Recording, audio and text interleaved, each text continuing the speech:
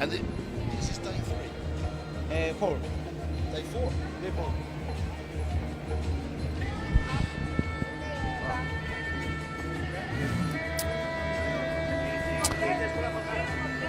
Welcome everybody who's watching at home. Here we are, day 4 of the IFMA European Muay Thai Championships 2025 from Athens, Greece. And we start today's action-packed and super stacked schedule with our juniors 10 to 11 years of age. These two guys are fighting at under 36 kilograms. You see there they just perform a brief Y crew showing their respect to the sport of Muay Thai. And guys, this is a final.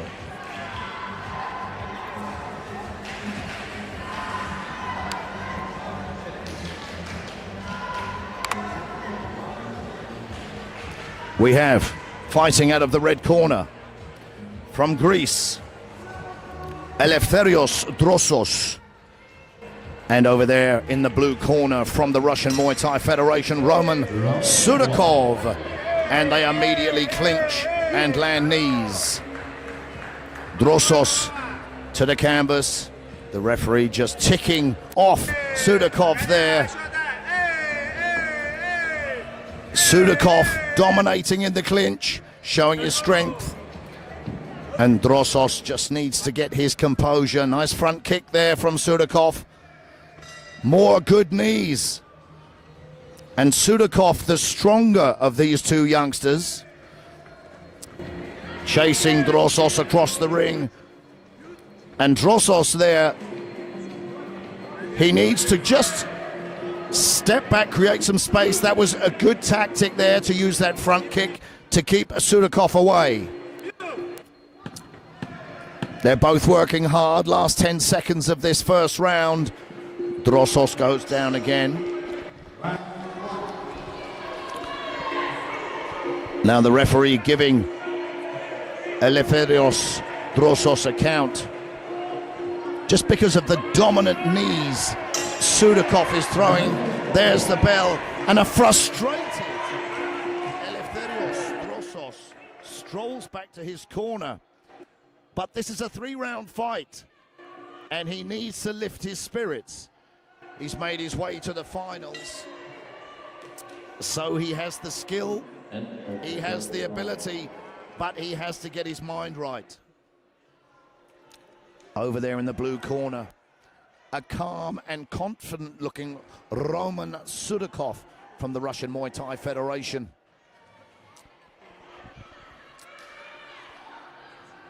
That first round is going to give him a lot of confidence. The judges will have scored that a 10-9 to the blue corner.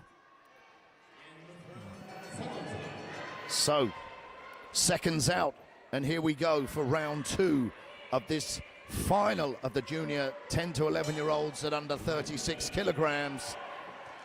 And they clinch again. Referee just adjusting the head guard of Drosos. Nice side kick from Drosos. He punches, but he gets caught in that clinch again. And unfortunately, the referee has determined that Roman Sudakov was too dominant for the Greek fighter Drosos, who I'm sure is going to be very disappointed there. And the winner of the finals here at the European Championships, junior 10 to 11-year-old under 36 kilogram champion from the Russian Muay Thai Federation, Roman Sudakov. And look at that sportsmanship, guys. And you have to say that was a fantastic performance from Roman Sudakov.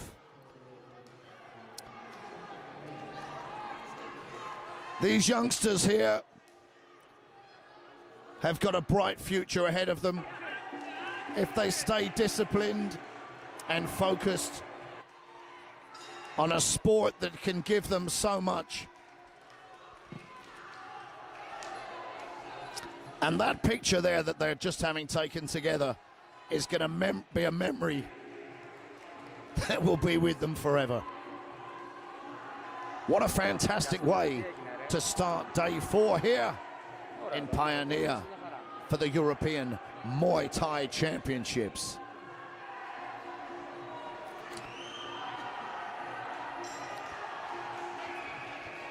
Roman Sudakov leaves the ring, soaking up his glory for winning that final.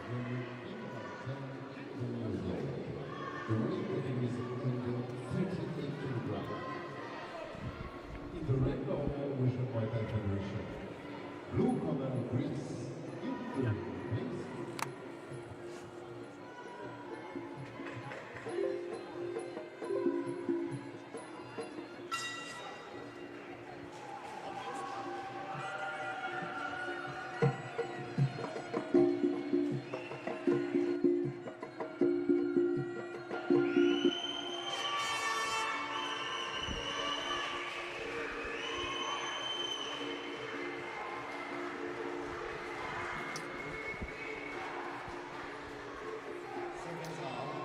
So we move on to our second contest of the day. Everything we see in this ring will be a final today for these youngsters. This is the final of the junior females 10 to 11-year-old category, fighting in the under 38 kilogram weight division. They perform their last Y crew of the championship. Who is going to be victorious? We have, fighting out of the red corner from the Russian Muay Thai Federation, Varvara Kolechmainen, and she is fighting from Greece, Sofia Marku.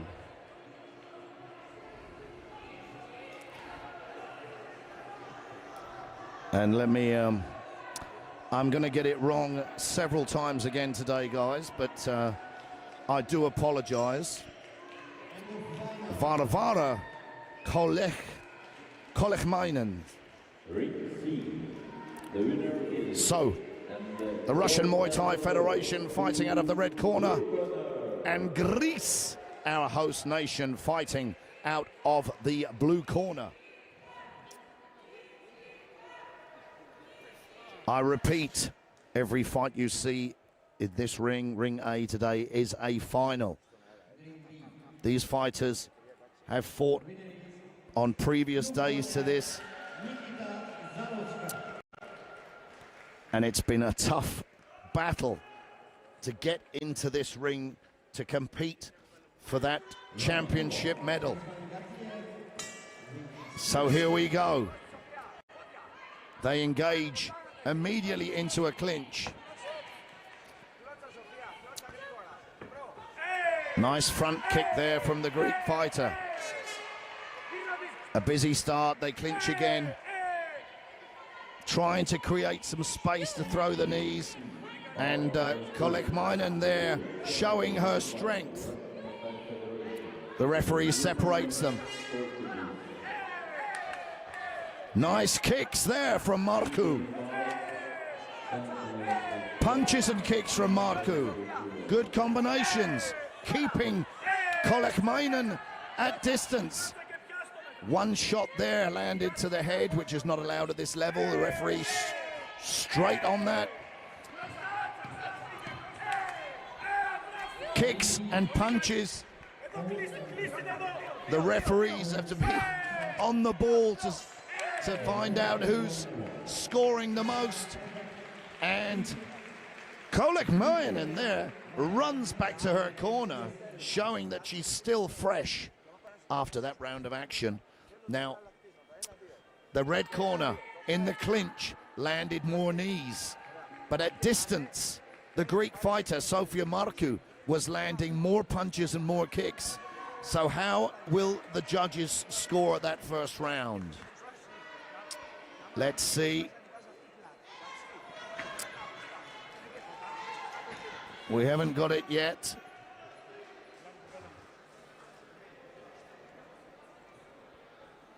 So, the first round, it's a 10-9 to Kolekmainen from the Russian Muay Thai Federation. And I would say that that was given to her because of her dominance in the clinch. So now they both come out kicking and punching. They clinch again. But Marku does the wise thing by breaking away. Body kicks, low kicks. They're both very busy. Marku just holds the leg and Kolekmainen goes to the canvas. They engage again. And that's good work there. Sofia Marku turns Varvara Kolekmainen into the corner. Still fighting at distance.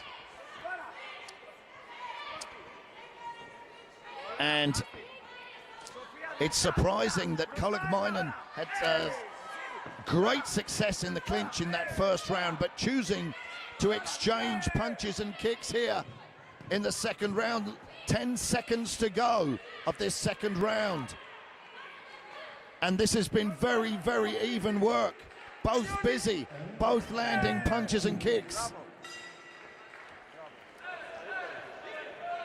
Now, how will the judges separate that? There was a very brief moment of clinch work where Kolekmainen landed 2 extra knees. Sofia Marku very, very busy with punches, kicks to the body, and low kicks. So I'm going to be fascinated to see how we're scoring this at the end of the second round. And I would agree with the judges who have given the second round to Sofia Marku. So now we go into the third round of this final of our under 38 kilogram youth 10 to 11-year-olds.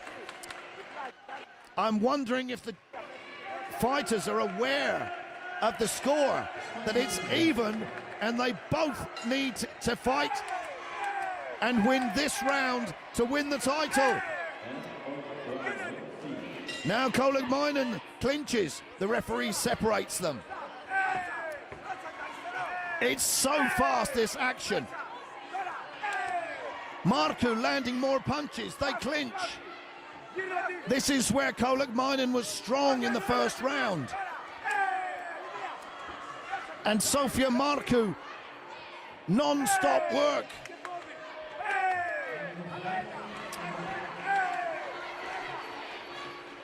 Now they clinch, 1 knee, another knee. So 2 knees in the clinch there from Kolekmainen, and a nice front kick, a low kick, last 10 seconds. Neither of them slowing down, and Sofia Marku lands 2 knees of her own in the clinch. My goodness me, how the judges are going to separate this to declare a European champion. This fight, that was amazing work from both ladies, and it's going to be very, very, very close. Very close indeed. Sofia Marku raises her hand. The red corner wins it. Sofia Marku disappointed and can't believe it. But the judges have given the title, the European title, to Varvara Kolekmainen. And that could have gone either way, guys. That could have gone either way.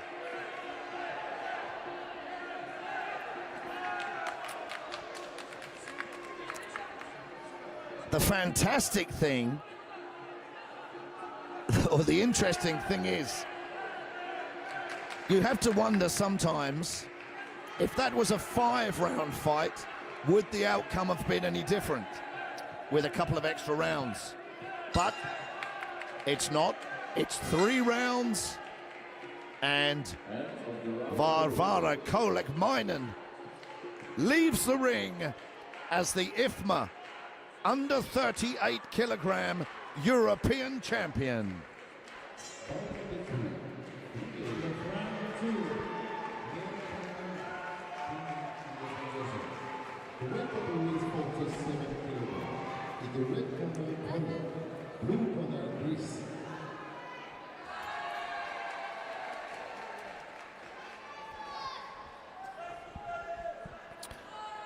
We now move on to the final of our junior 10 to 11-year-old male category, fighting at under 46 kilograms. We have Poland fighting out of the red corner. What a name, Tyson Kwiatkowski. And over there in the blue corner, from Greece, Ioannis Prekas.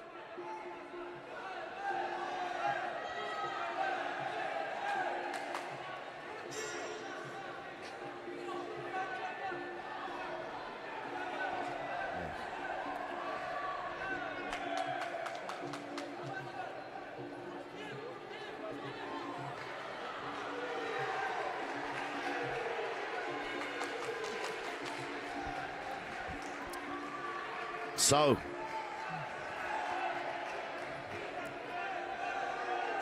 Kwiatkowski fighting out of the red corner from Poland. Prekas from Greece, the host nation. Extra pressure on his shoulders probably, fighting in his home country. The final of the IFMA European Championships for these two young men under 11 years of age, fighting at 46 kilograms.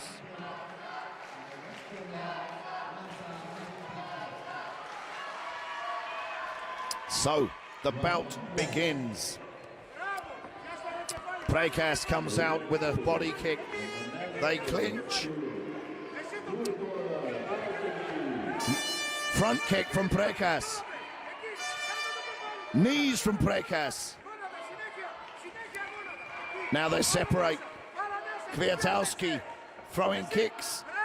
He gets pushed into the corner, but turns Prekas around. Both throw kicks. Now they clinch. Prekas throwing more knees. They separate. Now, Kwiatkowski needs to get busy. That was nice work, a little headshot there, missed by the referee. Last 10 seconds of this first round. Nice kicks from Kwiatkowski. He ducked under there. I thought he was shooting for a takedown. So they return to their corners. And I think, looking at the action, Greece was more dominant in that first round, but of course we have to wait for the scorecards from the judges to be added up. Now, Tyson Kwiatkowski here, getting spoken to from his coach about holding in the clinch, and that's where he's going to do a lot of his scoring.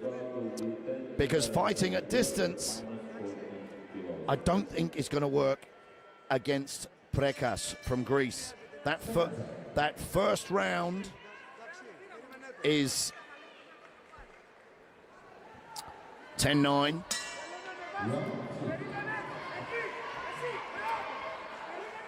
So we start the second round busy again.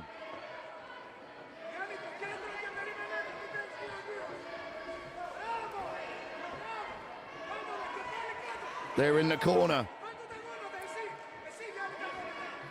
Kwiatkowski's corner were telling him to pummel in so that he can hold the back of the neck or head of Prekas and score in the clinch.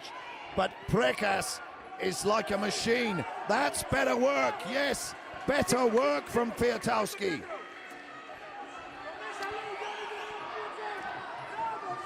Both throwing kicks and punches. Kwiatkowski needs to get out the corner, which he does. Lovely front kick, followed by a low kick. Now he clinches. He needs to posture up. End of the second round. Now, that was much better work from Tyson Kwiatkowski. But Prekas is just coming forward all the time, throwing punches and kicks. How are the judges going to score this under 46 kilogram final? Because the second round can be crucial. Very, very difficult to come back. If you're 2 rounds down, but if it's a round apiece, which it is, now they've both got everything to fight for. It's a round apiece as we go into the third and final round of this final. Who is going to become the champion? It's frantic action. And Kwiatkowski breaks away from that clinch. Lovely movement from Kwiatkowski as he gets out of the way. 2 front kicks, which landed. Prekas doing well, fighting at distance. This is where he can be dangerous in the clinch. Kwiatkowski telling his corner, telling him, go forward, go forward. He can't let Prekas keep up the work rate. Now they're both going to be tired. The work rate has been frantic. We're coming up to the last 10 seconds of this final round of the final. Spinning kick from Kwiatkowski. Well, ladies and gentlemen, what a fight for these 2 young men in the final of the European Muay Thai Championships. Who is going to be victorious? Going into the third and final round, it was a round apiece. So it's all on that third and final. And Poland gets it. Tyson Kwiatkowski wins the fight. It was a round apiece going into the third round, and he just did enough. Guys, that was very, very, very close indeed. And it could have gone either way. And look at Prekas there. Obviously disappointed that he didn't win the title, but showing his appreciation to his opponent's corner and his opponent. A fantastic performance from Ioannis Prekas from Greece. He took that first round, but Tyson Kwiatkowski, he had a pep talk from his corner. He inched that second round, and the third round was so close. But Tyson Kwiatkowski goes away as the new IFMA under 46 kilogram European champion.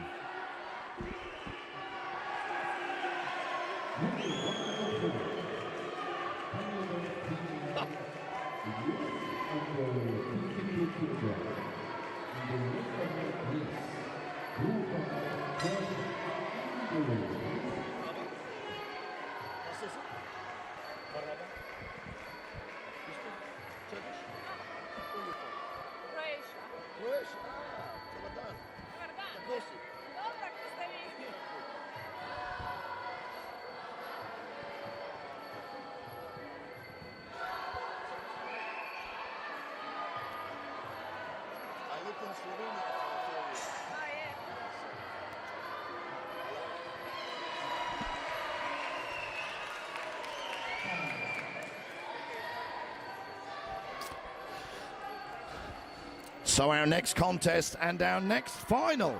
This is the junior 10 to 11-year-old females fighting at under 52 kilograms. They perform their Y crew. This is Greece versus Croatia. And we have Georgia Siervala fighting out of the red corner. And she is facing Emma Grubic from Croatia in the blue corner.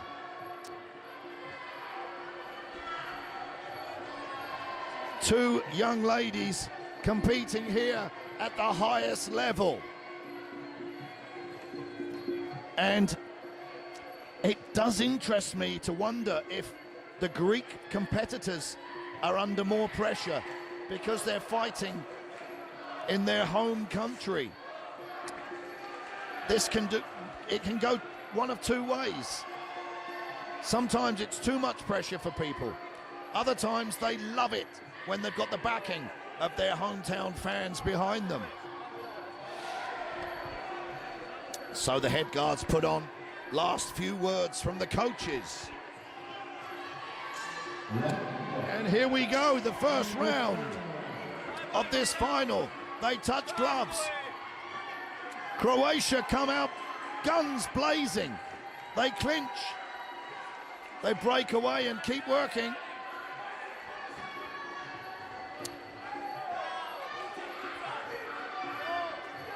So, Grubic fighting well from distance. Siervala wanting to clinch and throw knees. Another fast-paced contest. Body shot there from Grubic. Siervala clinches, pulls Grubic down. Last 10 seconds of this first round, and Grubic there struggling to get out of the clinch from Siervala. End of the round. How would the judges see that? Now at the beginning of the round, I feel that Emma Grubic from Croatia came out all guns blazing. But then Georgia Siervala held, clinched, and did land a few more knees in the clinch. Let's see what the judges have said. How's this first round gone? It's a 10-9 to Georgia Siervala from the red corner. So, after one round, the Greek fighter is ahead. So, this is a very, very important moment in the fight. The end of the first round, and the corners will be giving the girls tactics of how to change their game.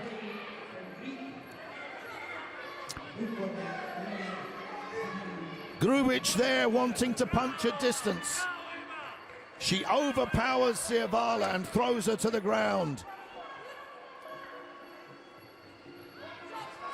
Now, punching and kicking.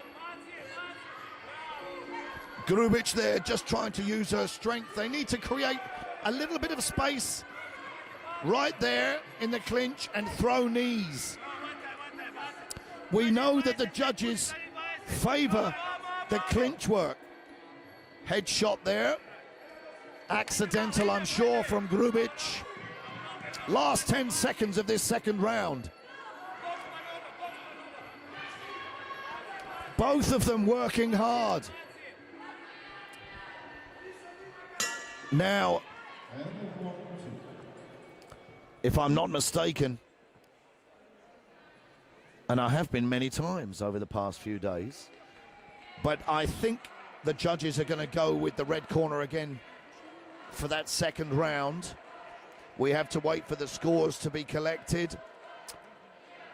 Is it going to be a round apiece, or is it going to be 2 rounds to 1 to Georgia Siervala going into the third and final round?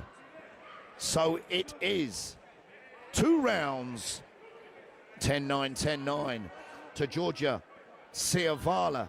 So Emma Grubic from Croatia really needs a stoppage if she wants to win this fight.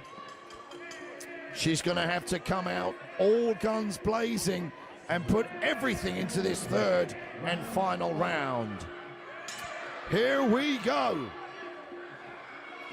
Now they clinch. Grubic trying to throw there. Both working hard. Ciavala with better work in the clinch. As they come in, she turns Grubic.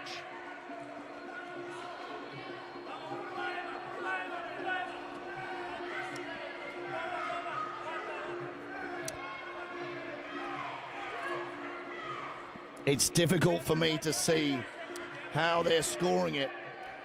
The referee giving Emma Grubic a count, and that's because Georgia Ciavala was overpowering her.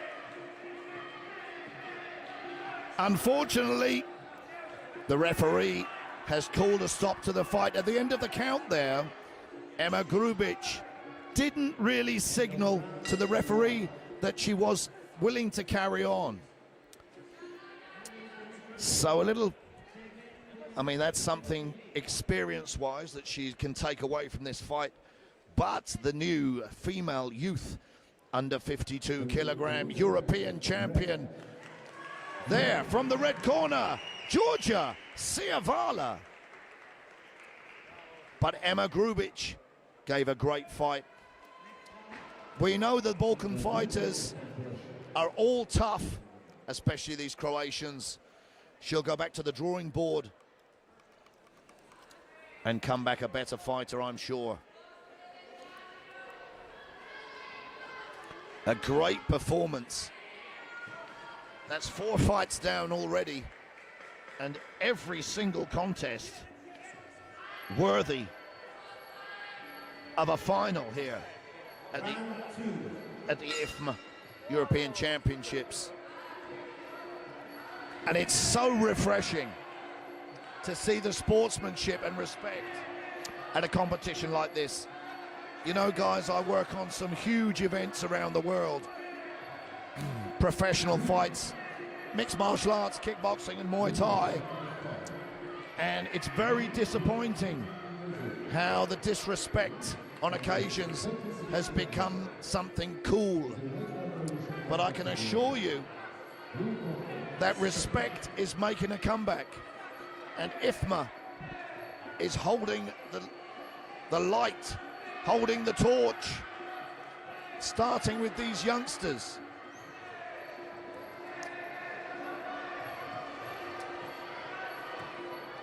You train in a Muay Thai gym and you see the older guys when you're a youngster, and they become role models. And they need to set an example of behavior inside and outside the ring. And Muay Thai is not just about the gym, it's not just about the fight, it's about a complete lifestyle. Healthy body, healthy mind. So these 2 young men who have entered Ring A for the final of the junior 12 to 13-year-old male under 36 kilograms Russian Muay Thai Federation, Makar Shatalov, and he faces from Spain, Christian Bernal Simon. Now, luckily, Christian Simon is fighting out of the blue corner because he's dyed his hair blue. Could that be a good luck sign for him? Blue hair, blue corner.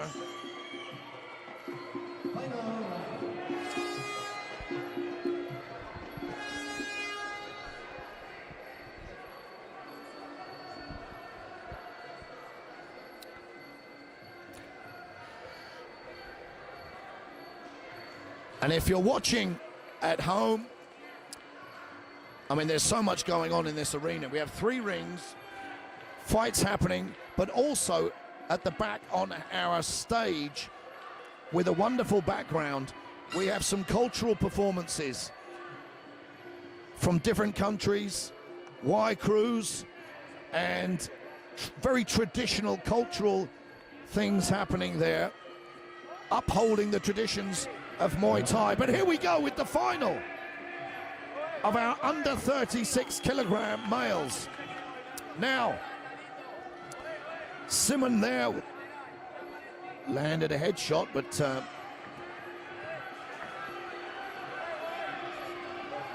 and they clinch.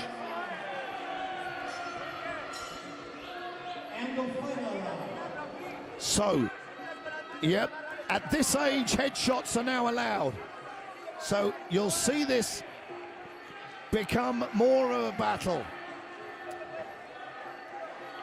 And Shatilov with a reach advantage. Nice 1-2 as Simon walks in. But Christian Simon there, stronger in the clinch. And a lovely right hand on the way in from Simon. They clinch. Shatilov just getting the better of that work.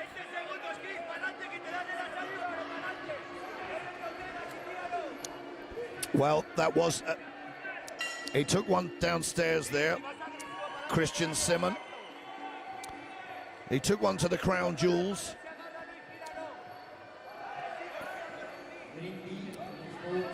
So he fights on.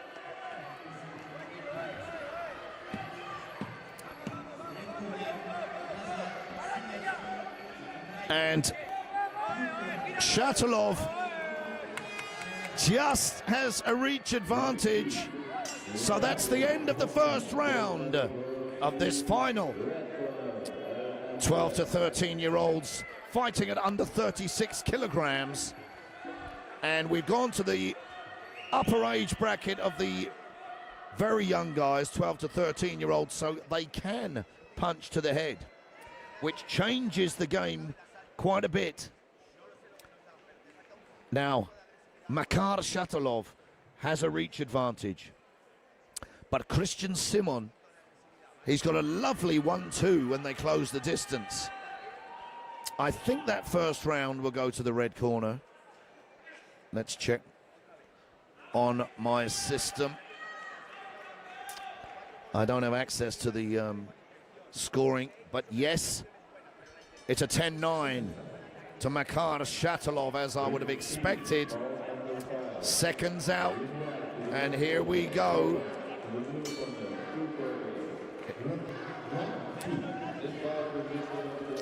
Here we go for the second round.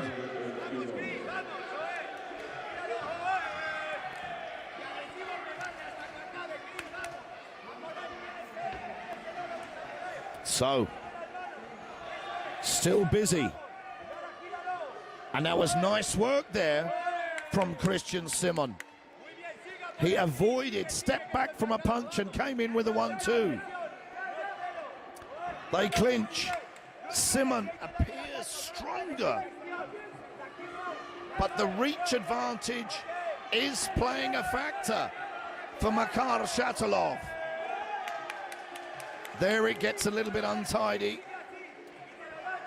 The referee takes them back to the center of the ring, and they continue. A nice left hand from Shatilov. They're going to get separated again.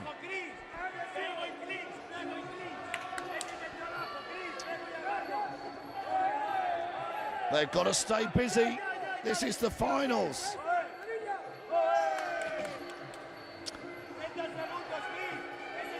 So, nice front kick there from Shatilov.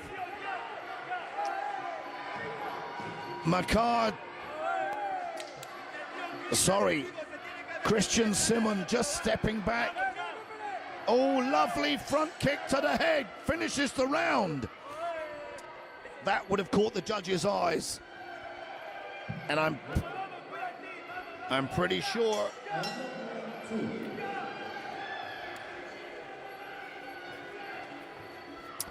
I'm pretty sure that second round is going to go to the Russian Muay Thai Federation fighter, Makar Shatilov. Now, what are the Spanish coaches going to be saying to Christian Simon?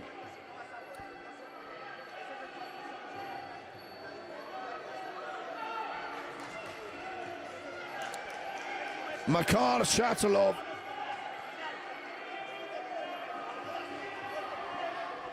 cannot switch off.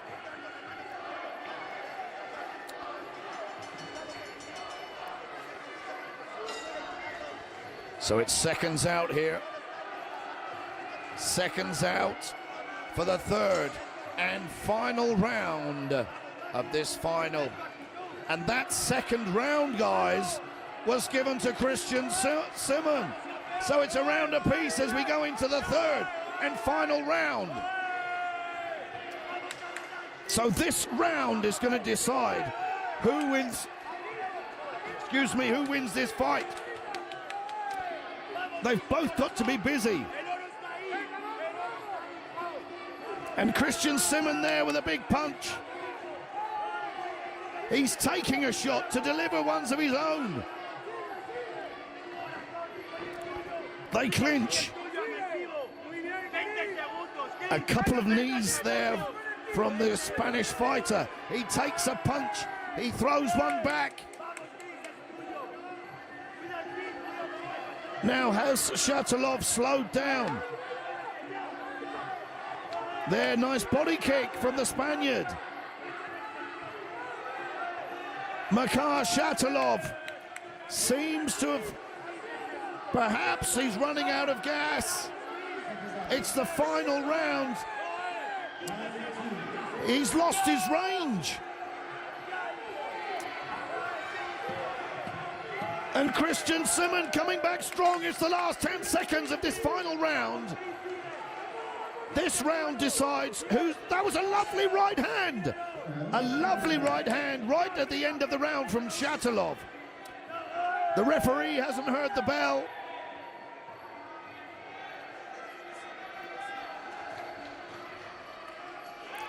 Well, everybody was getting carried away there. So, it was a round apiece going into the third and final round. It appeared to me that Makar Shatilov slowed down somewhat. Who's going to take the European title home? I'm on the edge of my seat. The blue corner taking. Spain, Christian Bernal Simon takes home the IFMA European Muay Thai title.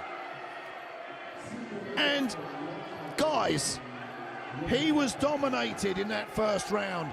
Makar Shatilov had an incredible first round. It was very, very even in the second round. It could have gone either way. But Christian Bernal Simon from Spain took the second round just by a very, very close margin. But in the third and final round, he did not give up. He kept working, work. And he was willing to take a shot to get inside and land a few shots of his own. But what a fight. Two young men once again performing both like champions, but only one can go away with the title, and that is Christian Simon from Spain. Well done to Spain, well done to Christian Simon.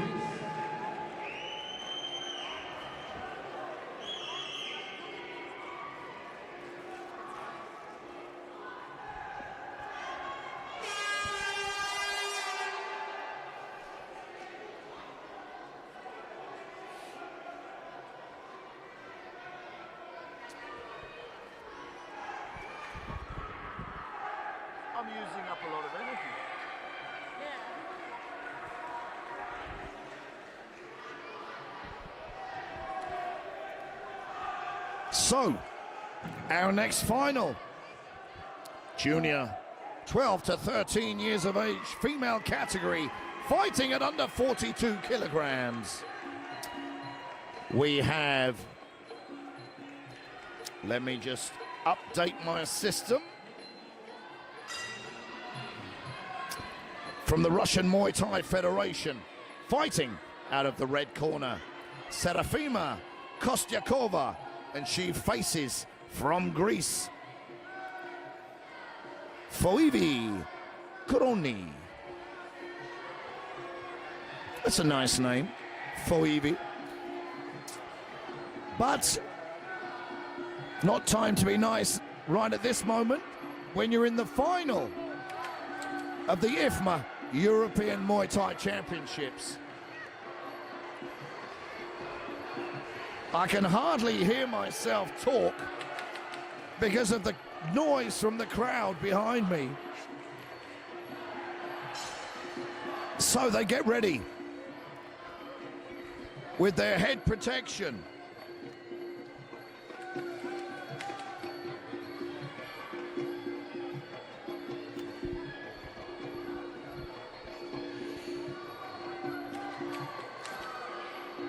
Serafima Kostyakova coming out of the red corner, and in the blue corner from Greece, Foivi Kroni.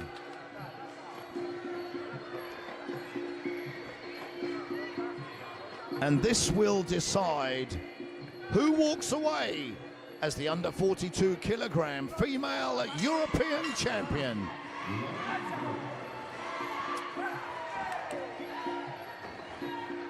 And Kostyakova there with some stiff punches to open the round. Nice low kicks as well from the Russian Muay Thai Federation fighter.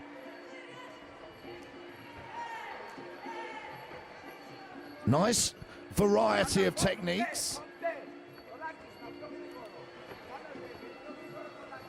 Kroni taking shots. And Kostyakova are chasing her across the ring, and the referee being forced to give the Greek fighter a count. Kostyakova here on a mission. And her corner are saying, Davai, Davai, let's go, get in there and keep going. And Kroni, not backing off, throws a nice right hand. Now what Kroni needs to do is circle and use lateral movement instead of going straight back in a straight line. She's going to keep getting hit, and the referee will step in again, I feel. She just needs to step sideways.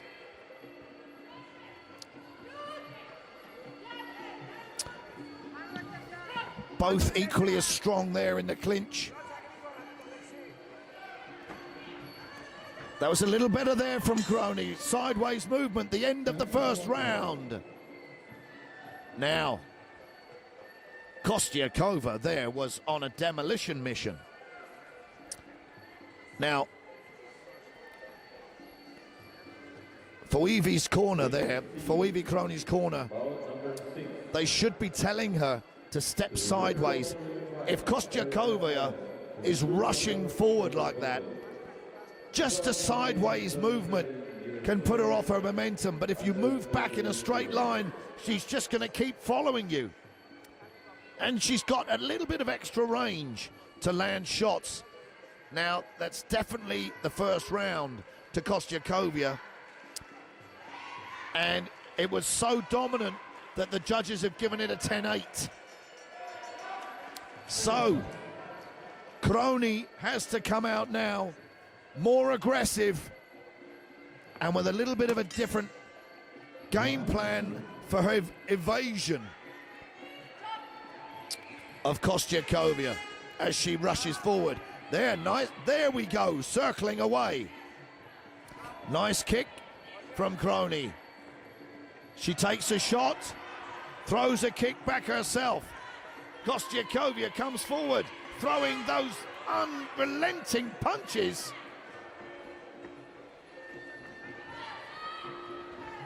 And she sets it up with a kick. She throws a kick. She's got Kroni in the corner. Crony needs to get out of the corner. She's going to take another count. No. The referee restarts the action. And they're big punches that Kostyakova is throwing. And she finished that combination with a nice low kick. Crony needs to get out of the corner. Don't get stuck in that corner, Crony. She holds on. That was wise. The referee restarts the action in some space. And Kostyakova may be slowing down slightly. The pace could have affected her. Nice shot back there from Crony.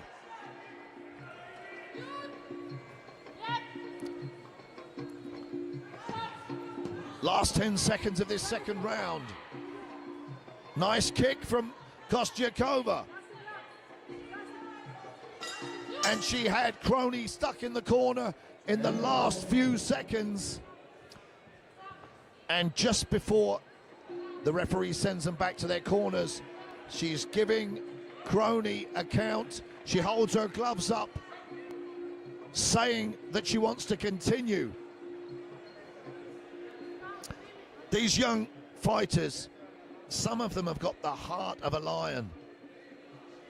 And Foivi Crony here just getting outgunned by Serafima Kostyakova. But Kostyakova is getting tired. Well, they've called it off, guys.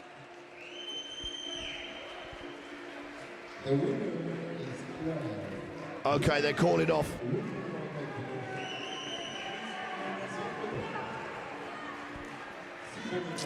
I didn't see that, but the Greek corner pulled their fighter out, and that was a wise decision, because Foivi Crony, she would have carried on, I'm certain. Heart of a lion, but her corner pulled her out to save her any further punishment. And Serafima Kostyakova, an absolute demolition machine there, wins the under 42 kilogram IFMA European title. And what a way to win it. Kostyakova, the demolition machine.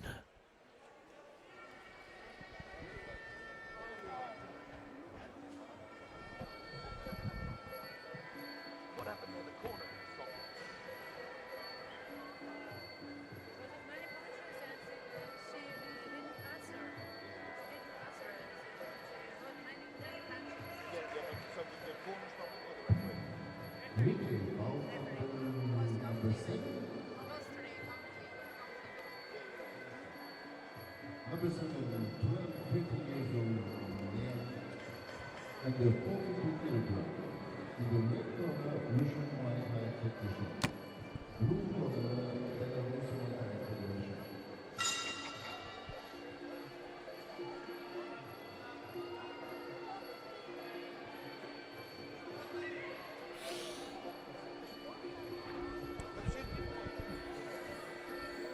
So here we go with our next final of the day. Junior 12 to 13-year-olds fighting at under 42 kilograms. The Russian Muay Thai Federation over there in the red corner. Dmitry Kamyazin. And he's facing from Belarus Kickboxing and Muay Thai Federation, Artyom Yakaltsevich.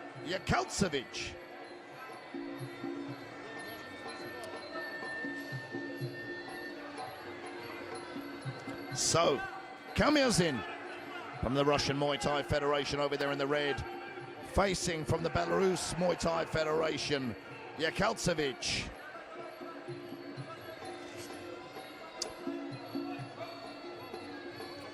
Under 42 kilograms.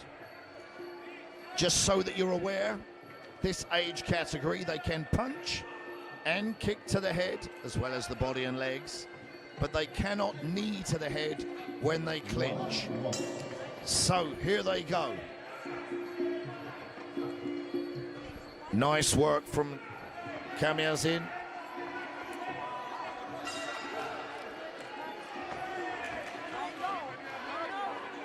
Yakalcevic just trying to find his range.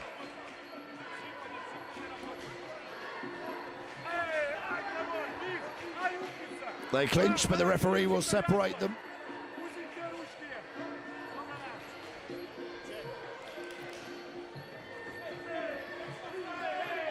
So, a lot of body kicks being thrown there. They fall to the ground. So, Yakalcevic has got a reach advantage, but not too much. But it isn't showing so far.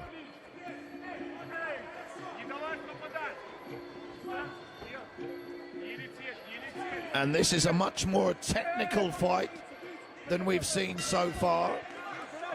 Everything up to now has just been at an absolute ferocious pace.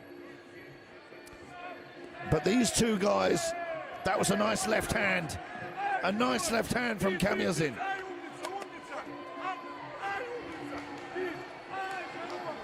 Knee inside from Yakalcevic. Well,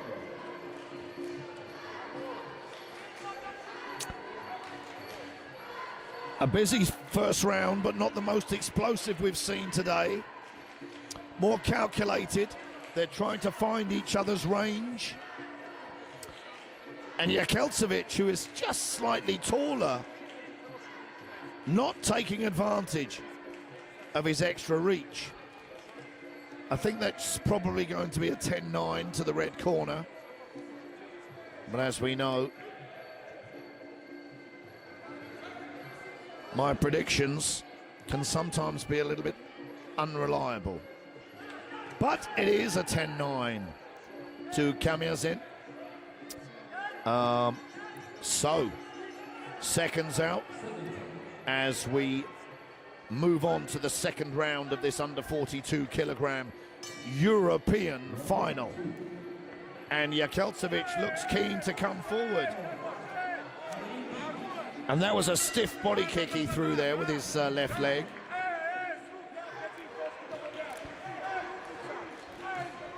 And I do like Peania's circling movement.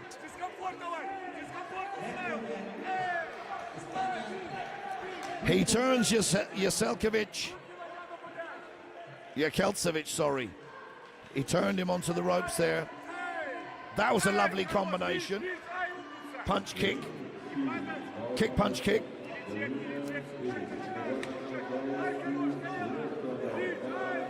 And I have to say, Dimitri Peania has got some very nice combinations. And Yakalcevic not taking advantage of his extra reach.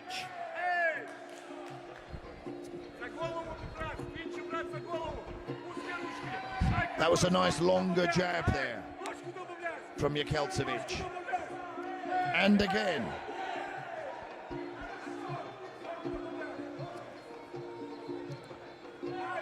There's that left hand from Yakalcevic starting to work. They need to get busy in the clinch. They need to shine in the judges' eyes. End of the second round, and I'd say that was a closer round than the first one. So, Yakalcevic there, he just appeared to be working out the range of his left hand.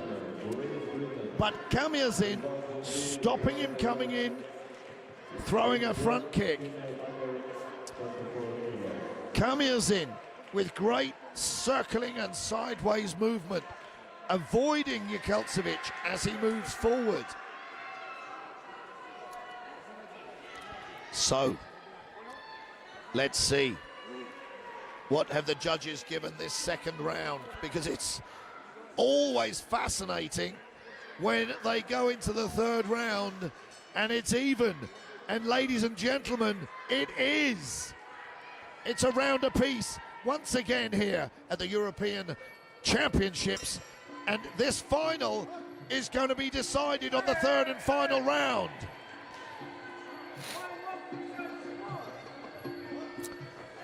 There's that front kick to stop Jakelcevic coming in. Jakelcevic clinches. He can't dominate. Peania strong.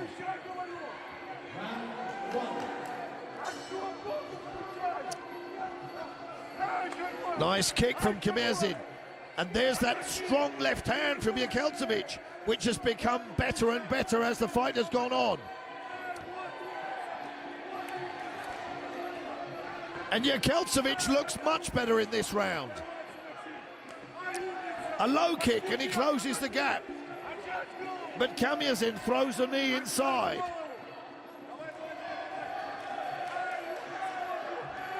They exchange punches.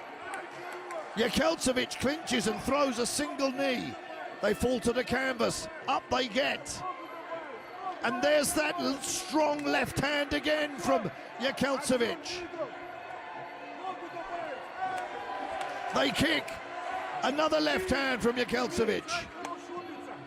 The last 10 seconds of the third and final round of this European Championship final. The bell is going to sound. And there it goes. The referee stops the fight. And the fighters go back to their corners. And what a fascinating third and final round that was. It took a while for Jakelcevic to work that out, but did he do enough to win the fight? It was a round apiece going into the third and final round, but who's going away with the title? The winner is red. The red corner takes it. Peania just did enough to win that third and final round. He hung on to it. Well,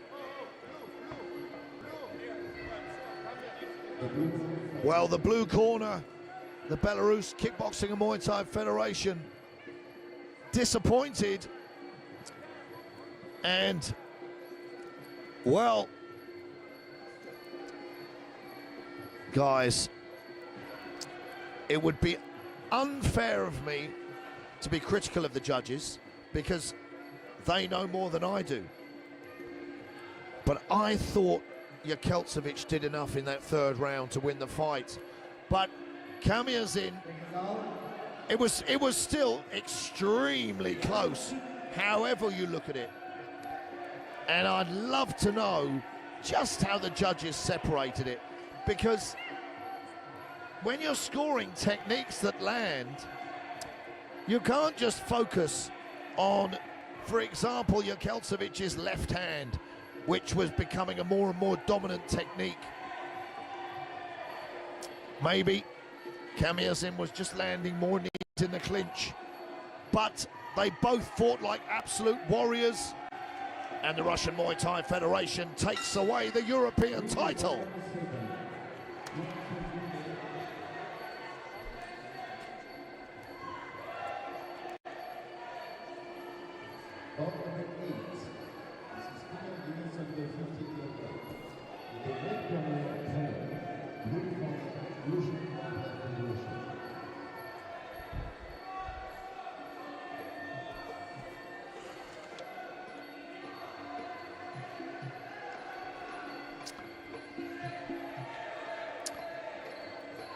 So, ladies and gentlemen, family members and Muay Thai fans watching across Greece and around the world, we move on to contest number 8. For today, every single fight a final here at the IFMA European Muay Thai Championships 2025. We have Poland versus the Russian Muay Thai Federation. This is Ida Moita facing Victoria Bakatina. This is going to be for the junior 12 to 13-year-old females fighting at under 50 kilograms. Now, I have to say, Poland have put out a very strong team in this competition, but so have the Russian Muay Thai Federation. So I expect this to be an absolute war.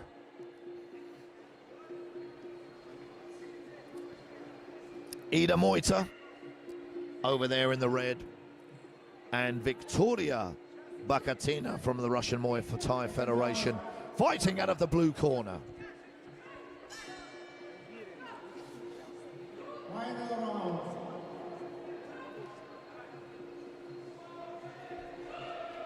And it's interesting for me,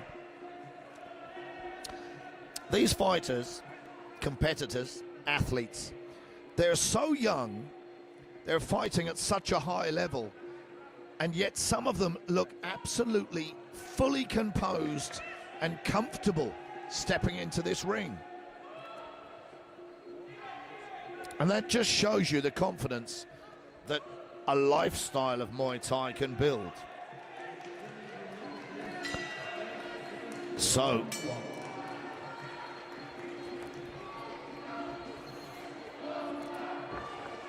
instantly they clinch. I don't think either fighter dominant there. Now, Bakatina's head guard's going to have to be re-strapped.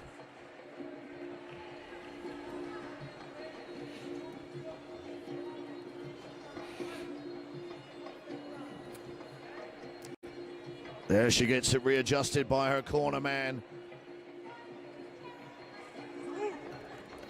Nice left hand from Bakatina. They clinch. And Moita from Poland with the better knees in that clinch. But Bakatina throwing lots of punches. And good knees from Bakatina there. That's great work from the Russian Muay Thai Federation. Well, her technique there is great. But she gets back to the corner. Now, Ida Moita from Poland taking account from the referee for that. She was being dominated in the clinch there from Victoria Bakatina, who throws a left hand as they come together. Now Bakatina in that clinch again. Last 10 seconds of this first round, and those knees are so dominant from Bakatina. Moita taking a second count. Victoria Bakatina. The fight has been called off.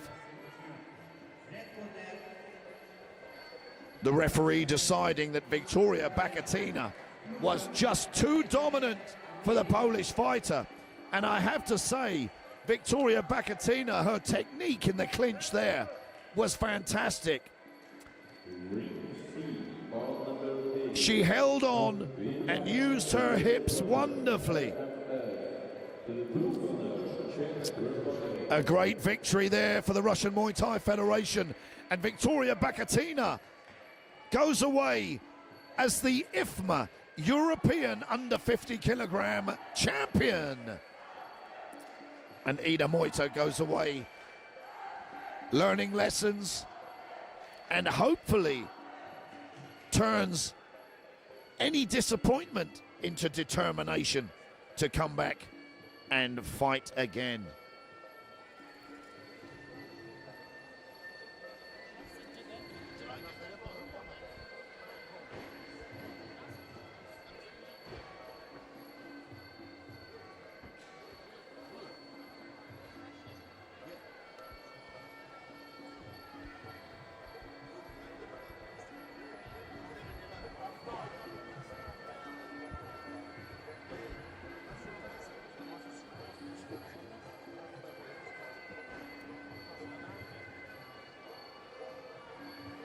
Bout number 9, Ring A, male 12, 13 years old. The weight category is under 52 kilograms. In the red corner, Belarus Muay Thai Federation. In the blue corner, Russian Muay Thai Championships.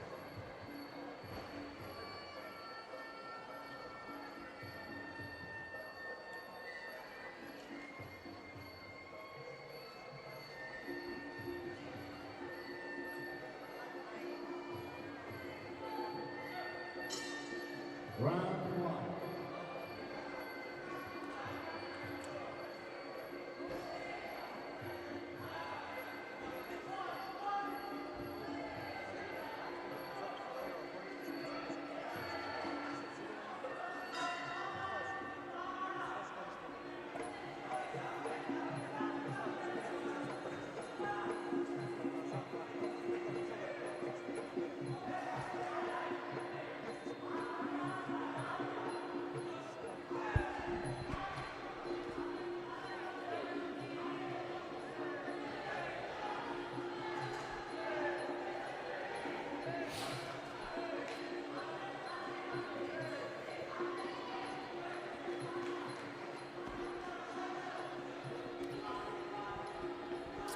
So here we go with another final.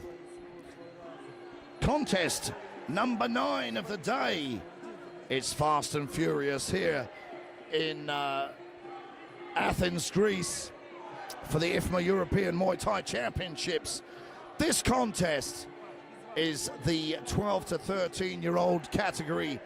Fighting in the under 52 kilogram weight division, we have Belarus Kickboxing and Muay Thai Federation, Timur Marozov, and he faces Pavel Prigozhin from the Russian Muay Thai Federation. Lovely right hand there from Mirozov. Let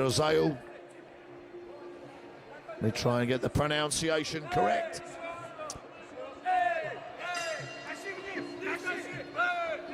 Prigozhin with some nice knees in that clinch. Now, little front kick, 2 front kicks there from Prigozhin.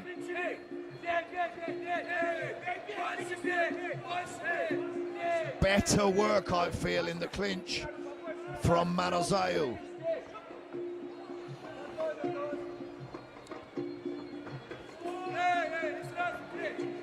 Two big punches from each fighter, but they missed. Expending a lot of energy in that clinch.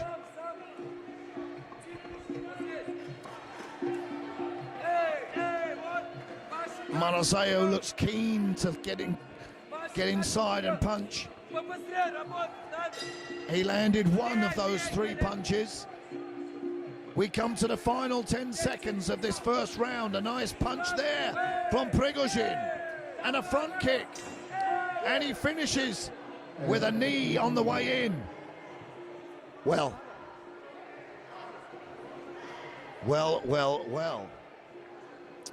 A great first round of this under 52 kilogram final. But how are the judges going to score that one?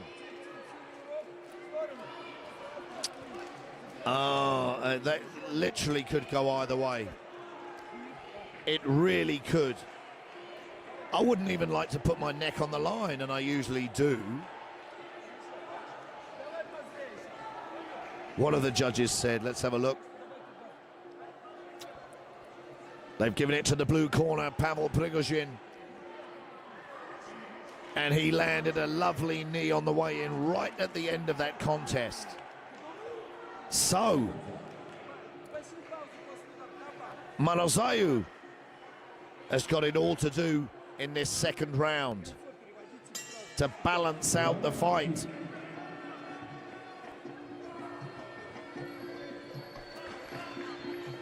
So, Marozov comes out punching. Out of range. They clinch. Neither of them with much space to land any knees.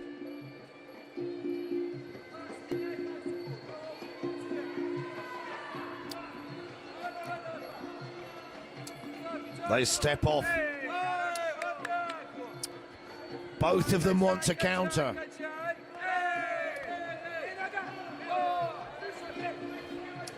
They clinch again, but not much space.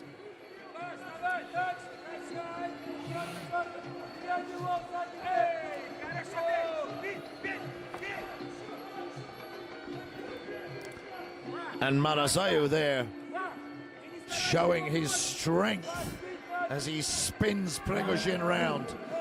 That was a nice two-punch combination from Marazeu. A nice knee from Prigozhin.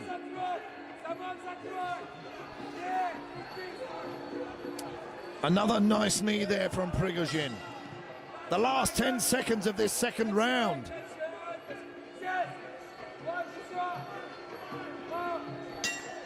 And the bell goes for the end of the second round here in the final of the under 52 kilogram 12 to 13-year-olds. So, how's that going to be scored? As we've seen up to now, guys, the second round of a fight really can determine which way the fight goes, because if it ends up a round apiece, both fighters have to come out like absolute machines in the final round to get the victory. What have the judges done? Let's have a look. Ho, ho, ho, ho.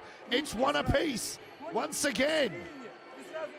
So, we go into the third and final round of the final of this under 52 kilogram Muay Thai Championship contest with a round apiece. It's this round that will determine who goes away as the champion. They clinch, they spin and go to the canvas. Now they're fighting at distance. Marazeu threw a punch that missed. He's out of range with his punches. Prigozhin threw a knee on the way inside. They've got to get busy. They've got less than a round to go. They spin and go to the canvas again.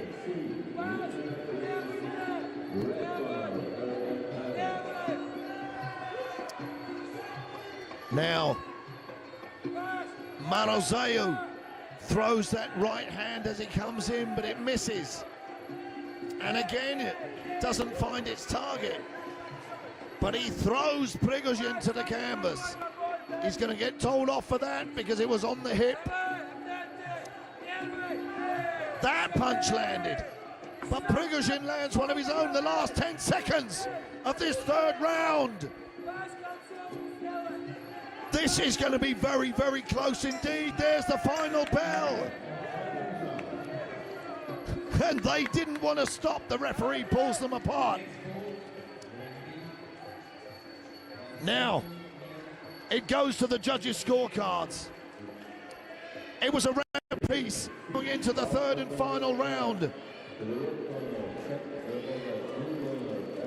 Who's going to take it? We wait. The red corner takes it. Timur Marazeu from the Belarusian Kickboxing and Muay Thai Federation. And he's over the moon with that performance. That was a very, very close fight, guys. And Pavel Prigozhin should go home holding his head high. He fought like a warrior. Very, very close. But the new IFMA European Muay Thai champion from the Belarus Kickboxing and Muay Thai Federation.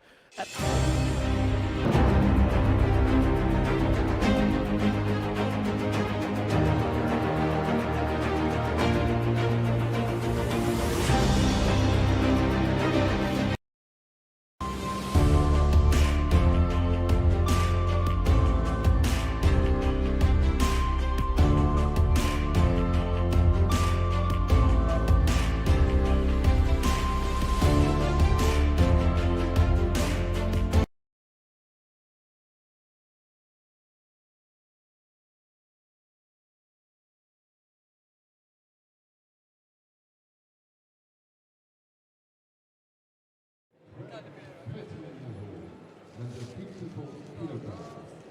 In the red corner, Russian Muay Thai Federation. Blue corner, Congo.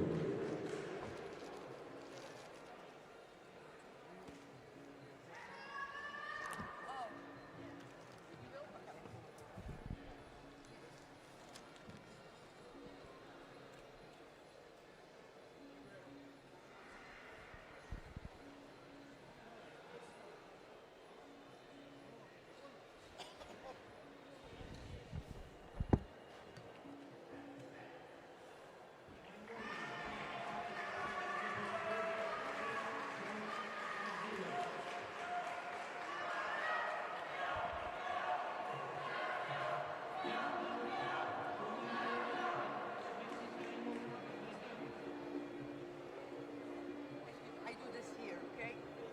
Oh, perfect.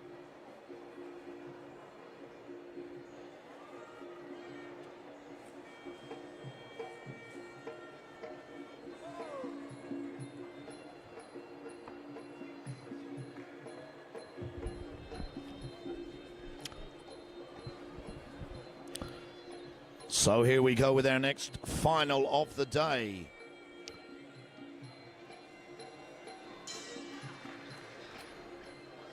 We have from the Russian Muay Thai Federation, fighting out of the red corner, Kirill Balabayev. And over there in the blue corner, from Hungary, Maxim Mayer.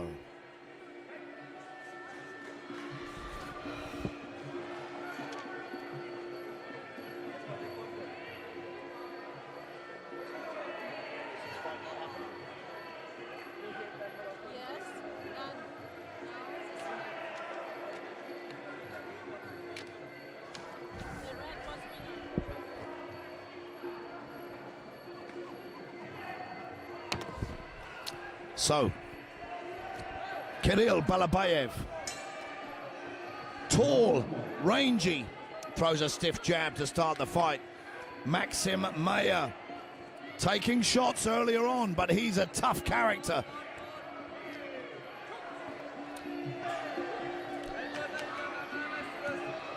Now it's under 54 kilograms. These are big guys, big punches there from Balabayev.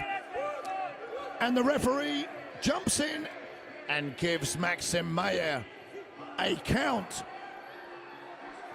Balabayev there on a mission, throwing heavy straight punches. The doctor being called to look at some blood coming from Maxim Mayer's face.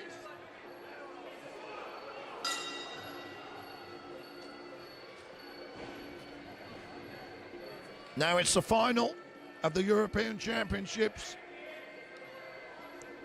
Will they let the fight carry on? Very early in the first round, but Kirill Balabayev came out like an absolute machine.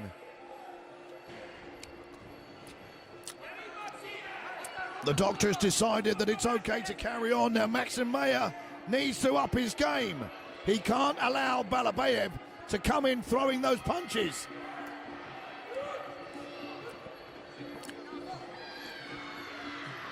The referee giving a second count to Maxim Mayer. A third count and the fight will be over. But he decides very early on in the first round that Maxim Mayer was being overwhelmed by Kirill Balabayev, and Balabayev now goes away as the under 54 kilogram IFMA European champion. Maxim Mayer there, very, very disappointed. But the Russian Muay Thai Federation fighter has his arm raised and walks away as the under 54 kilogram champion.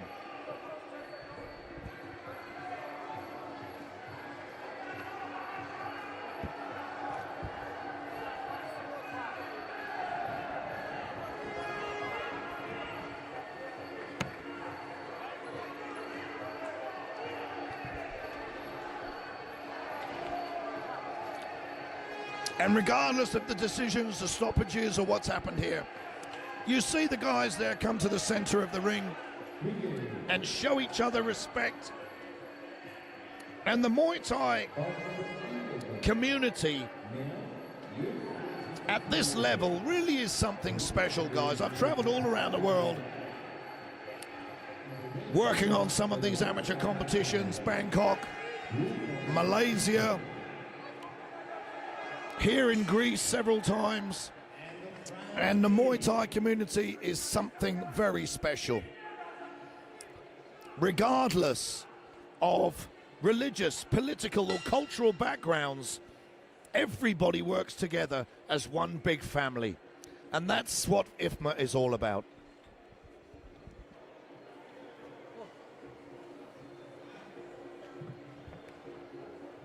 I'm getting emotional.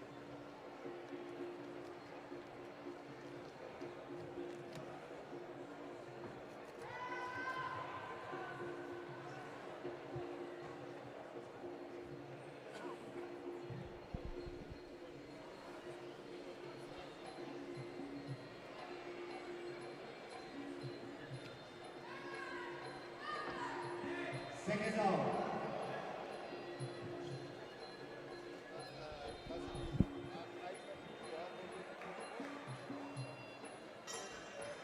Final round.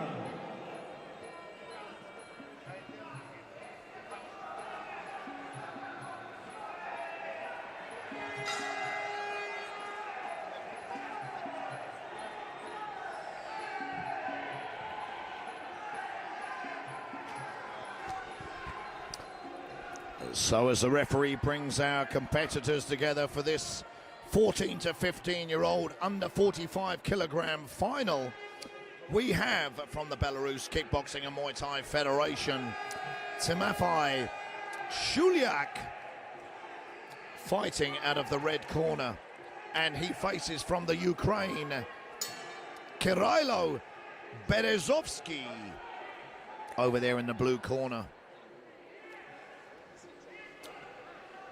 So, Shuliak fighting out of the red corner, Berezovsky fighting out of the blue corner. The Ukrainian standing there, ready to go, staring across the ring at his opponent, who takes his last second instructions and focuses himself for this European Championship final. They come together, exchange punches.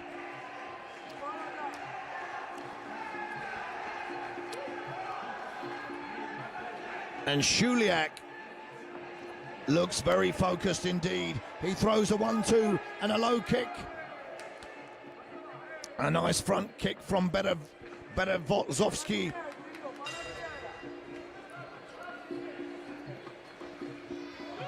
That was timed well, a nice timed 1-2 there from Shuliak. Spinning back fist from Shuliak lands. The referee gives Berezovsky a count. That was a lovely technique, and I can assure you the judges will appreciate that.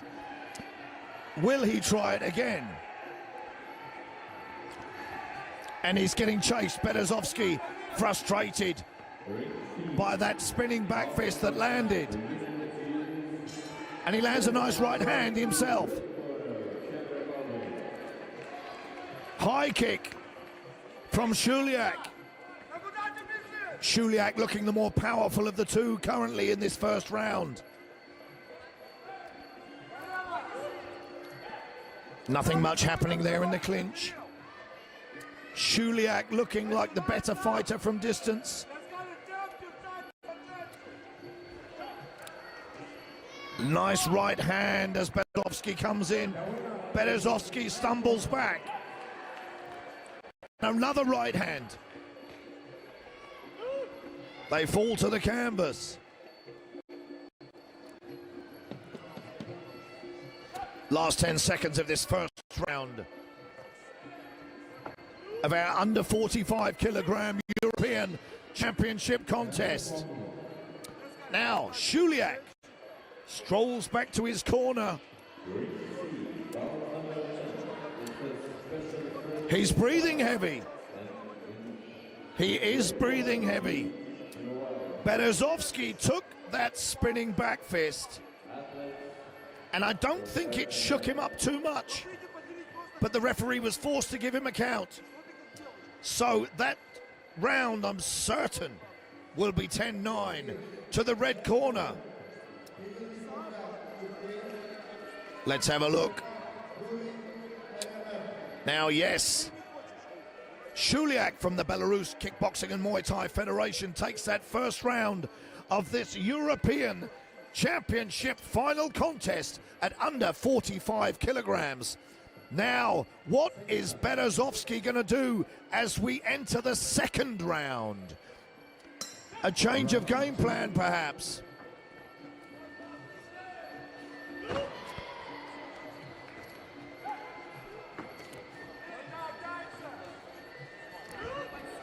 Nice work from Shuliak.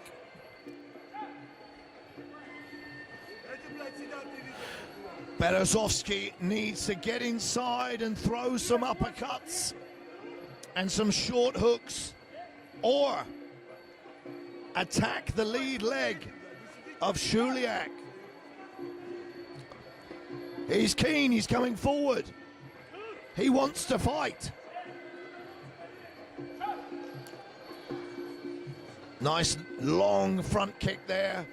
Nice body kick from Berezovsky.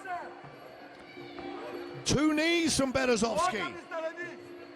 He's doing better in this round.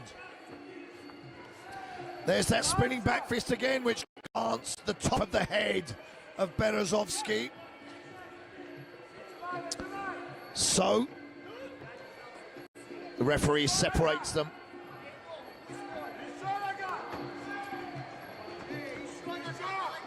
And punches being thrown from all angles, but nothing really significant landing.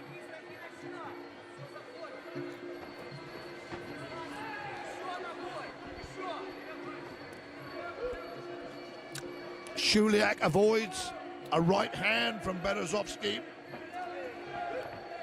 Berezovsky gets pushed to the canvas.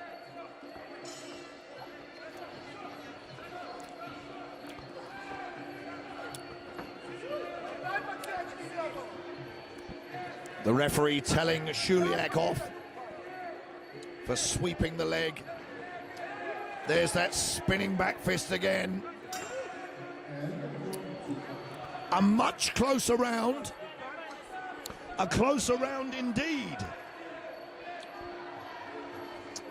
But if we were to break it down on skill and techniques landed, I think we're going to have to give the second round to Shuliak, but it would be wonderful if Berezovsky got the second round, because then we go into the third round, a round apiece. And as you know, that's been causing some excitement throughout the day. So we wait for the system to update. It's frustrating for me, guys. Nope.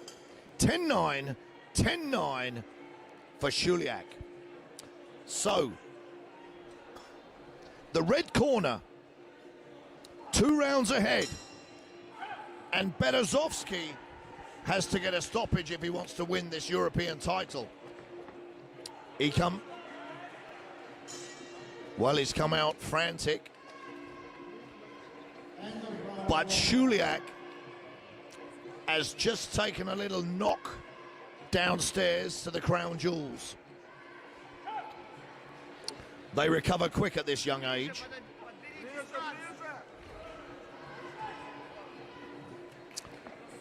So Berezovsky, lovely body kick there. He's on a mission in this third and final round. He knows he's behind.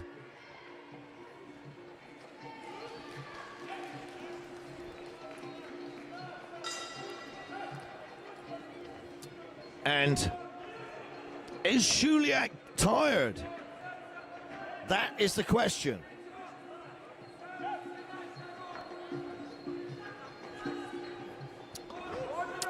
Berezovsky trips. Sorry, Shuliak trips Berezovsky to the canvas. But Shuliak has slowed down considerably. And Berezovsky determined to try and make a mark here in this third round. There's that spinning back fist again and again. Well, fair play to Berezovsky there. He took one downstairs but carried on. Is ignoring the pain.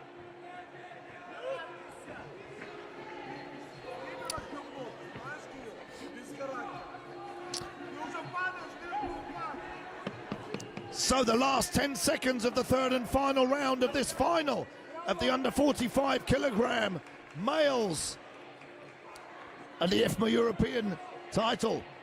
Now, a point being taken off of Shuliak in the third round. My goodness me. A point deduction by the referee to the Belarusian Kickboxing and Muay Thai Federation fighter. How will that affect the scorecards?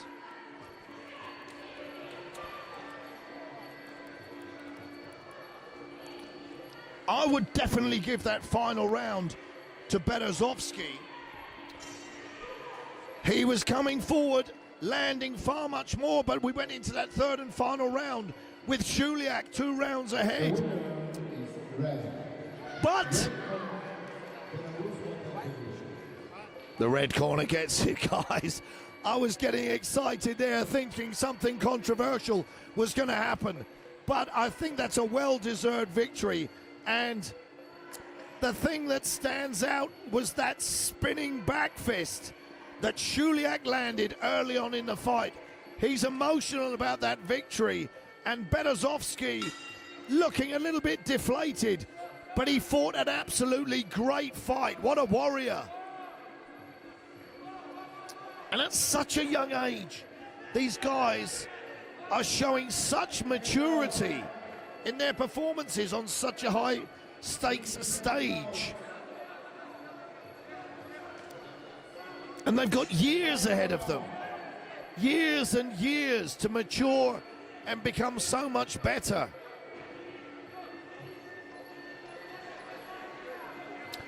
And you know, I'm sure I'm not the only one who looks at these competitions, looks at these competitors, and just, you wish you could turn back the clock, don't you? You wish you could go back in time. And the thing is, guys, if you're young and you're watching this, here's a little tip. You don't know you're having the best years of your life until they've gone past, until they're over. So these competitors here, yes, they're under pressure. Yes, it's nerve-wracking. But they're having the best years of their lives. They're forging memories and friendships from people from countries that they'll probably never even travel to. A truly international flavor here with 38 countries competing. And once again, forget religious, political, and cultural differences. The whole part of IFMA and the Muay Thai story here isn't just the competition. It's about inclusion for everyone and creating a family spirit through sport and competition. And win, lose or draw, if you're here and you're taking part, you're part of the IFMA family. So, with that little speech over with, which actually does come from my heart and is sincere, we move on to our next final. 14 to 15-year-old female category, fighting at under 51 kilograms. We have the Belarus Kickboxing and Muay Thai Federation, Eugenia Koran, and she faces from Poland, Maria Zbieziek.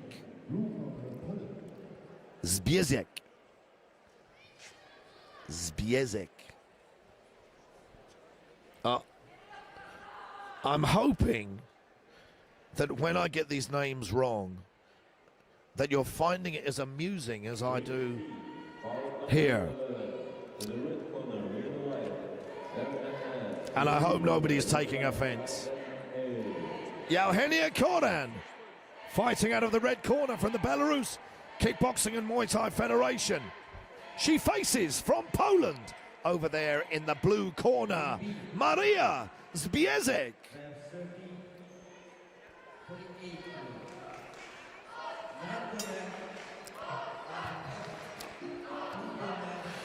A tentative start.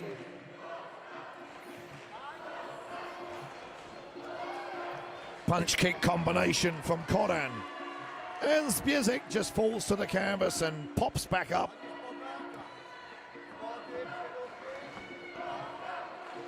And they're just trying to find out their range.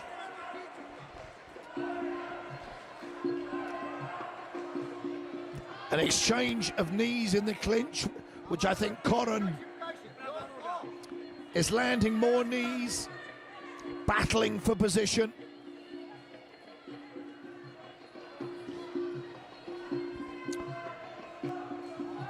So, a tentative start here in this first round.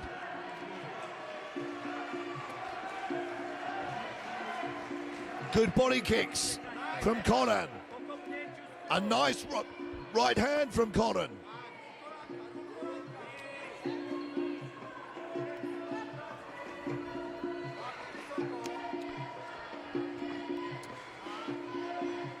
Now, two nice punches from Koran, followed by two front kicks. There we have that 1-2 again. Zbiezek throws a double jab which lands. Zbiezek throwing two knees, an elbow from Koran.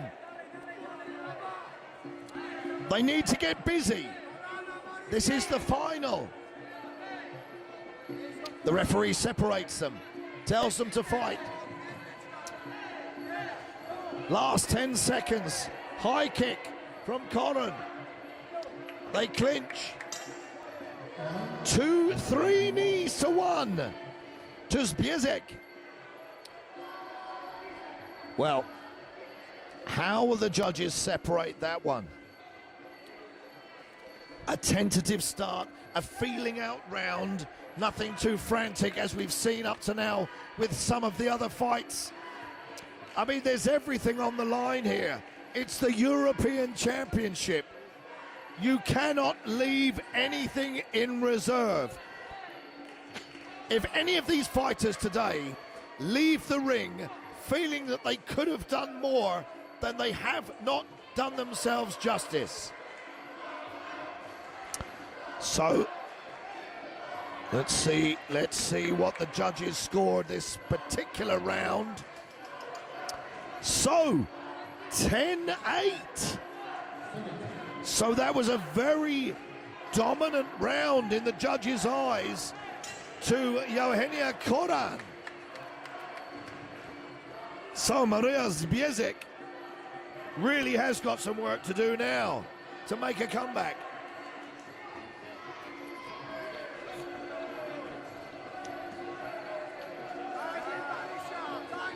Nice punches from Zbiezek.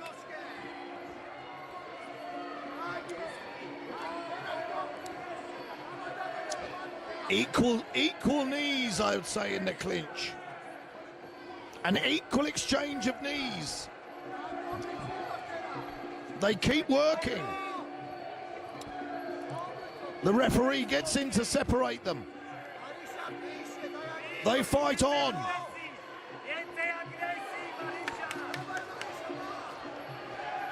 Zbiezek's corner telling her to fight, to push forward.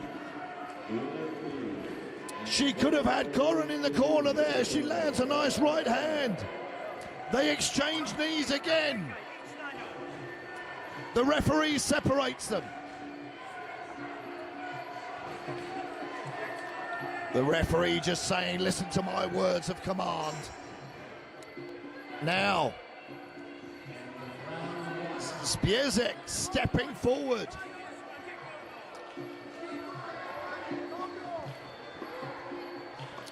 Koran not as dominant in this second round.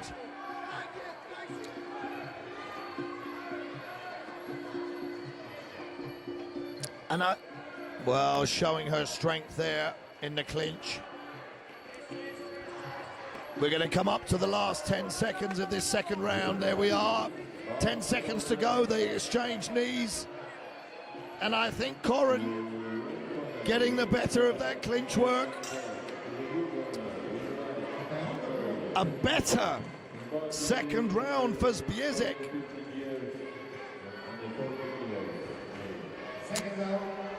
But let's see how the judges are going to score it.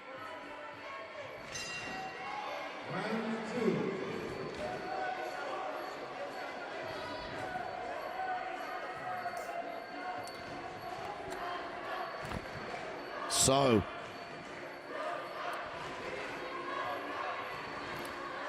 as we wait for the system to update, Technologia.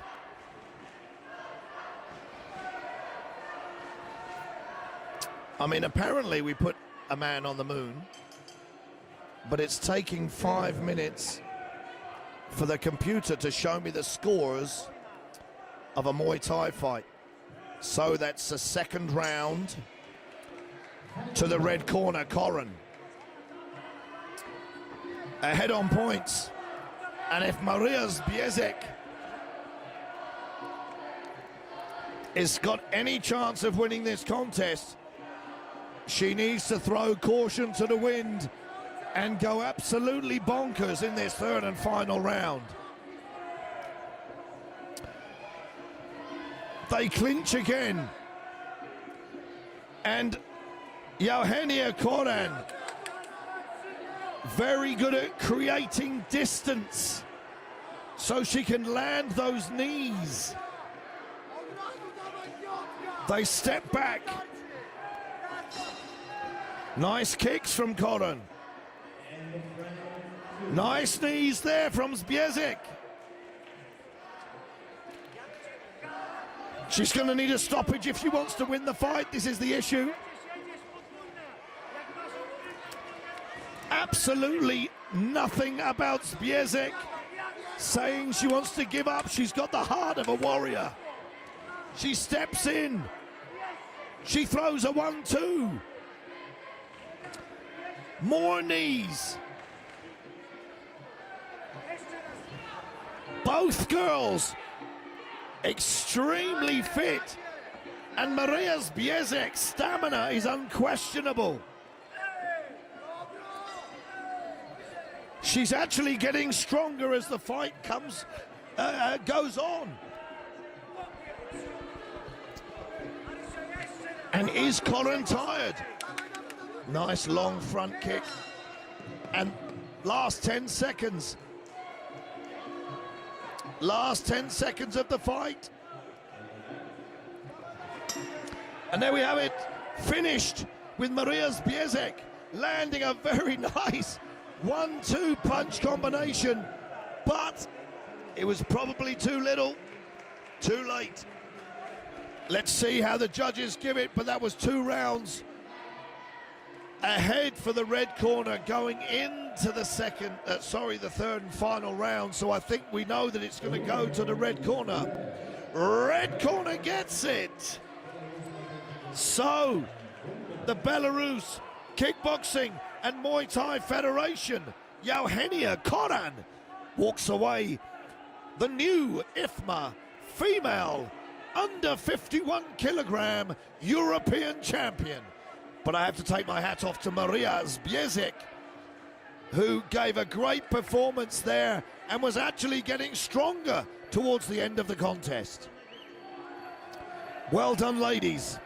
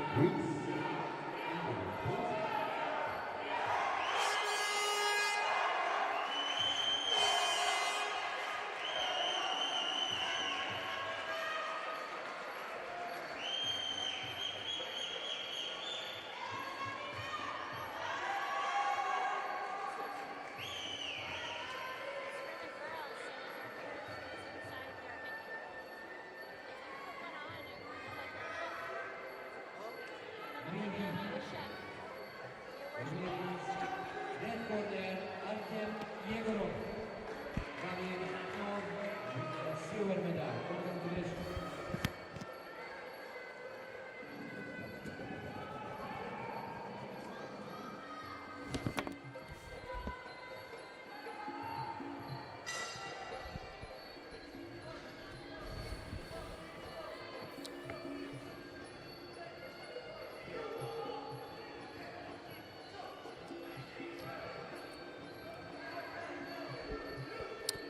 So in the ring now for our junior 14 to 15-year-old male under 54 kilogram European final. It's Poland versus Greece.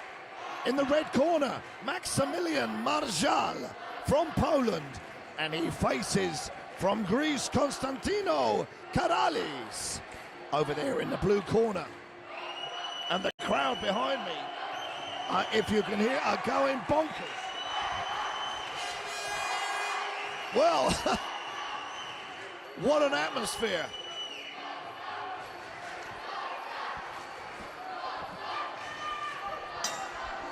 Here we go.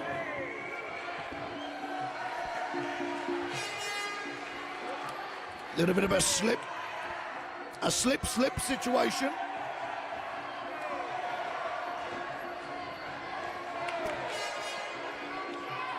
Marjal takes one downstairs, readjusting the crown jewels.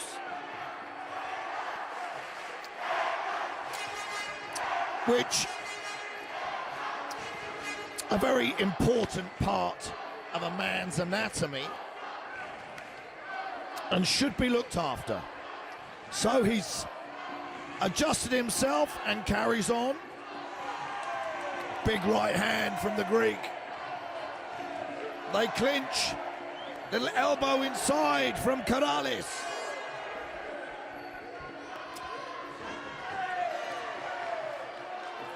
Nice elbow attempt there from Marjal from Poland.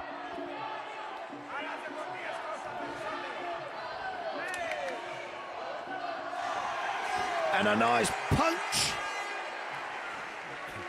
Well, he's going to get told off for that, but a punch and strip combination there from Karalis. Karalis throws a body punch, a body kick, and then a punch. He knees as they clinch in the corner.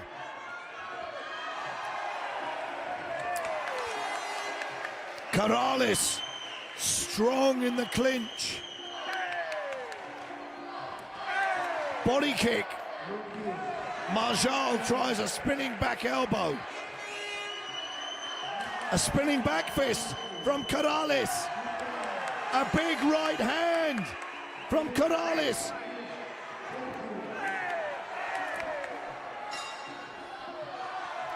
Well, we've come up a bit in age. The guys are getting a little bit heavier, and you can see the power difference, guys.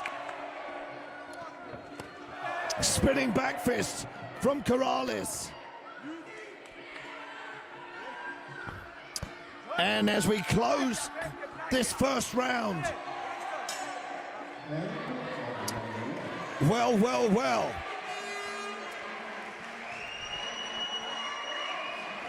There was all about power. I think Karalis landed probably the cleaner shots. Marjal was chasing him right from the opening bell. What are we going to see? Are we going to see a 10-9 to the blue corner? How will the judges score it?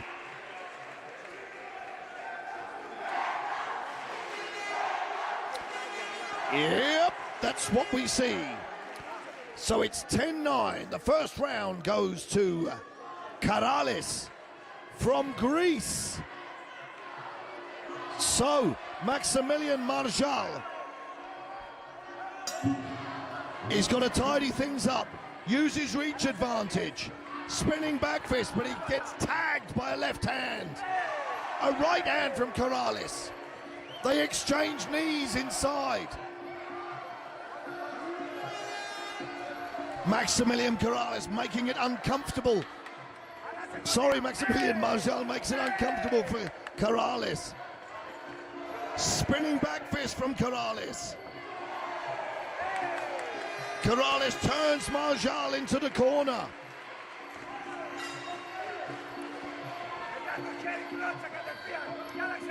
They separate.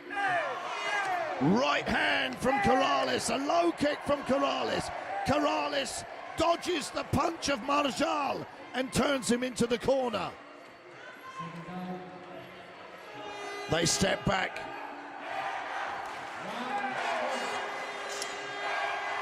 Right hand again. That right hand from Corrales has been a good technique for him. Spinning back fist again. And Marjal hasn't taken a backward step since the first round. There's that right hand again. They fall into the ropes.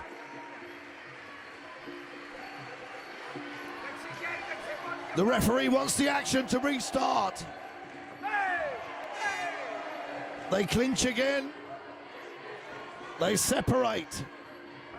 Spinning back fist once again gets blocked.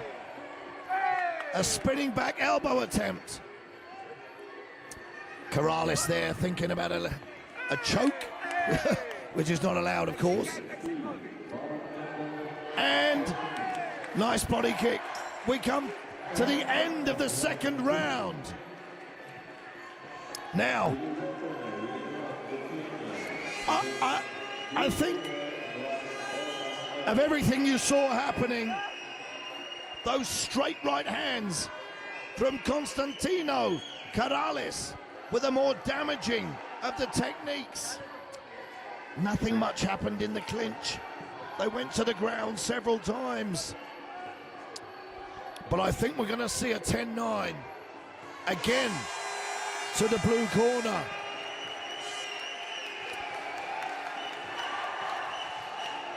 And actually, it is not a 10-9.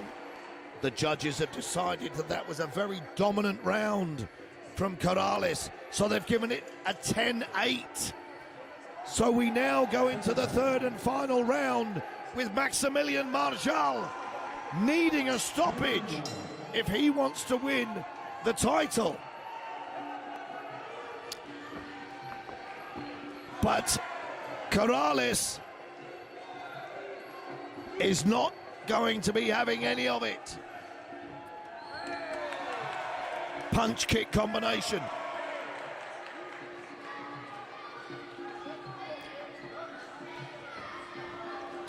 Now Corrales would love to finish this and win the European title with a stoppage, I'm sure. Left hook, body kick. And Corrales isn't letting Marjal get close at all.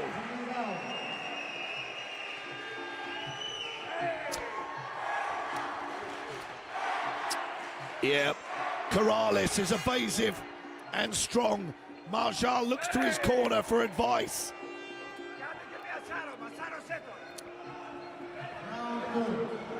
Nice knee from Marjal.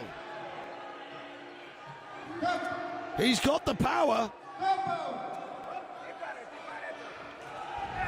He's got the power, but you see he just can't close the distance and land anything effective. 30 seconds left of this third and final round. Now they're both tired. Who's going to land the last technique of the fight? There's that right hand, left kick, front kick from Corrales. What a great performance from the Greek.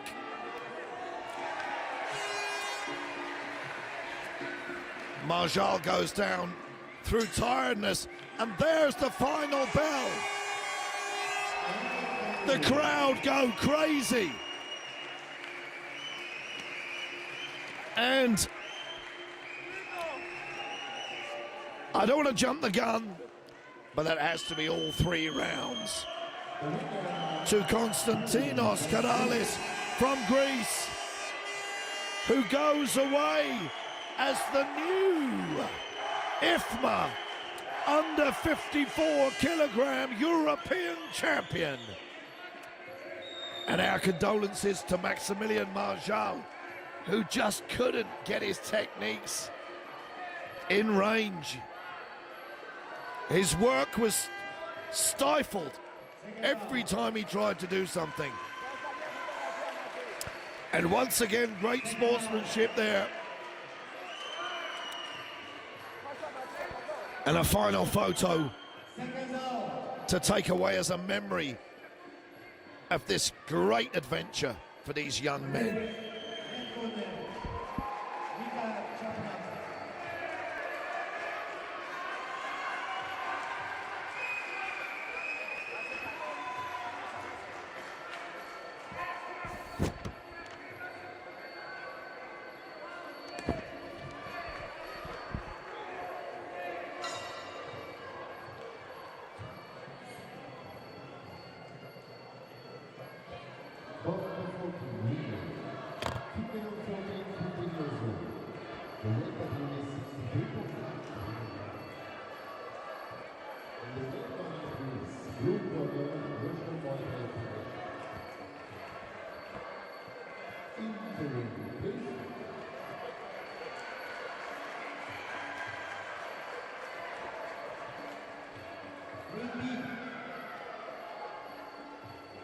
Next bout,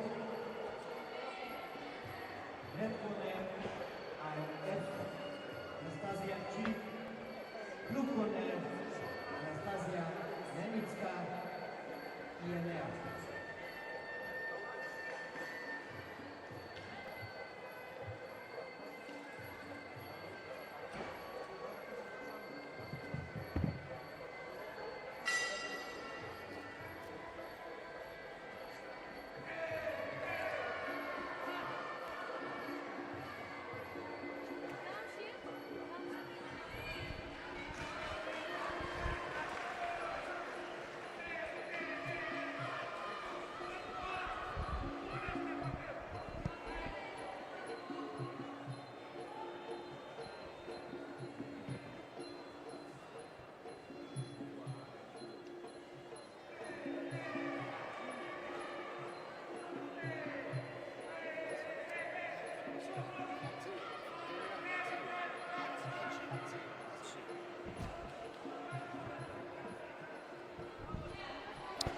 So here we go, guys, with our next final at our IFMA European Championships. And we have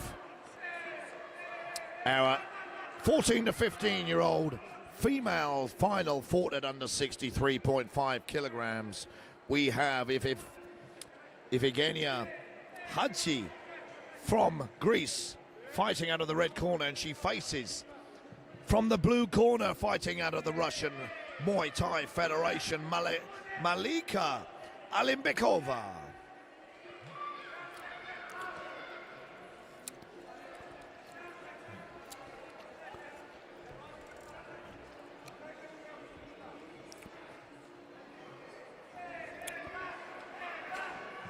So they sort out their hair. They put their head protection on.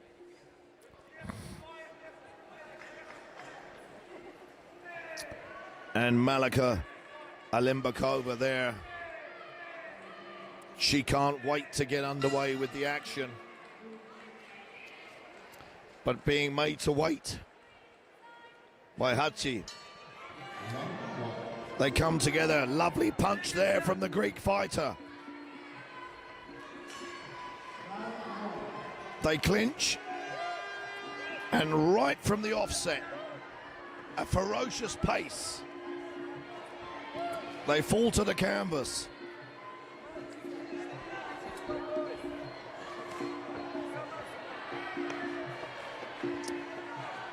Now, both exchanges punches and kicks. Who's dominant? Who's the more dominant in the clinch?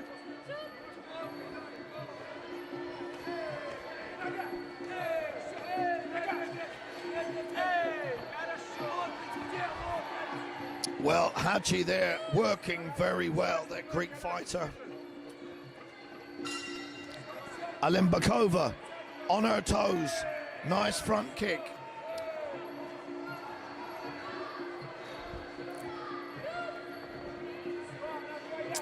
The referee separates them. Now both of them. There's a nice front kick there from Alimbakova.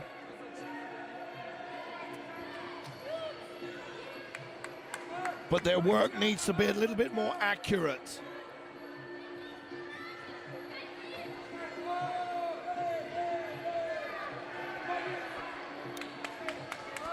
Hadji goes to the canvas, looks to her corner for advice. A click. That was a lovely block there from Alimbakova. Lovely front kick from Alimbakova. She tries a 1-2, but needs to be a bit more accurate. End of the first round of this final for our females at under 63.5 kilograms.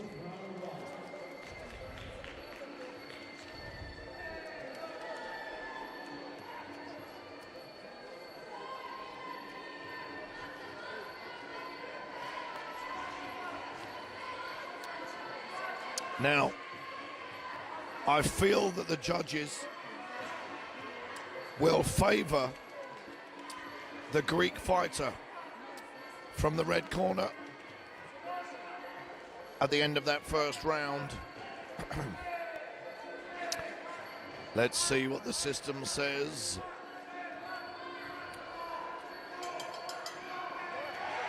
Nope. They've gone with Malika Alimbakova. And it could have gone either way, I have to say. Oh, lovely right hand from Alimbakova. And they tussle in that clinch, which is so uncomfortable. They clinch again. Equal knees. Neither of them really landing anything distinctive.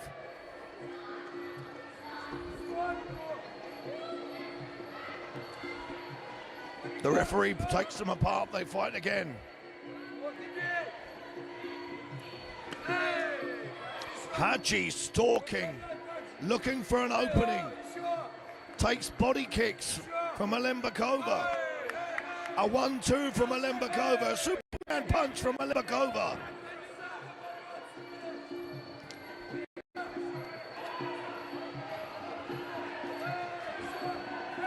Two front kicks.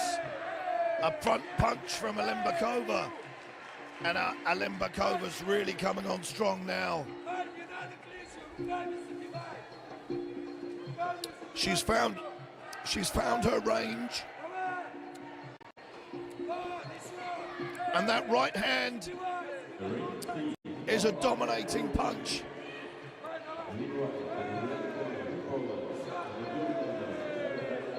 Front kick. And Hadji, well, it's the last 10 seconds of this second round. Hadji can't wait like she's doing there. She takes a left punch, a front kick. The end of the second round. And, well, I think that will go to the blue corner again. I could be wrong, of course. That wouldn't be unusual. But listen, it's frustrating sometimes to watch. Right, it's 2 rounds to what? 2 rounds to nothing to Malika Alimbakova. I thought Hachi did better than perhaps the judges' scorecards demonstrate, but Alimbakova is 2 rounds ahead. Hachi cannot wait for Alimbakova to throw something and try and counter it. She needs to be more aggressive. And that was a very strong front kick. Another front kick. There's that right hand. Another right hand.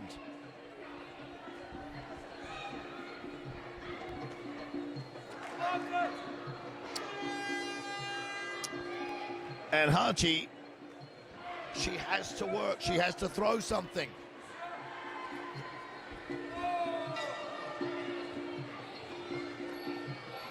Alimbakova's right hand, straight down the middle, very effective.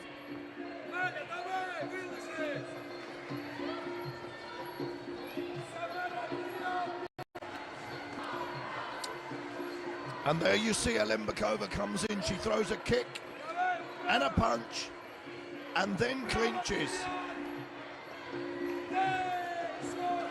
And that's nice, nice low kick from Hachi, another nice low kick from Hachi.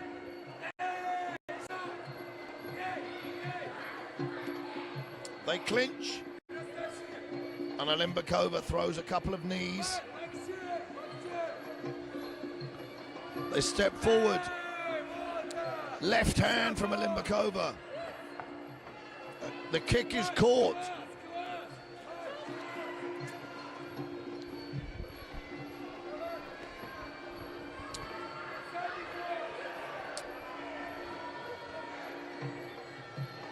So timeout. Okay, fight carries on. So, Hachi having some success with those low kicks. But that's the end of the final round. And I think it's a formality that Malika Alimbakova is going to go away as the new IFMA under 63.5 kilogram champion. Let's wait for the official announcement.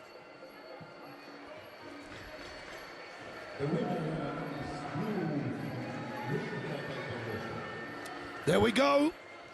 The Russian Muay Thai Federation, Malika Alimbakova, wins that fight. I thought the first round was a little bit closer, but a great fight. And Hachi just couldn't get her work going. Alimbakova there fought exactly the right tactics. And the Russian Muay Thai Federation go away with the female 14 to 15-year-old under 63.5 kilogram European Championship title. Well done to them.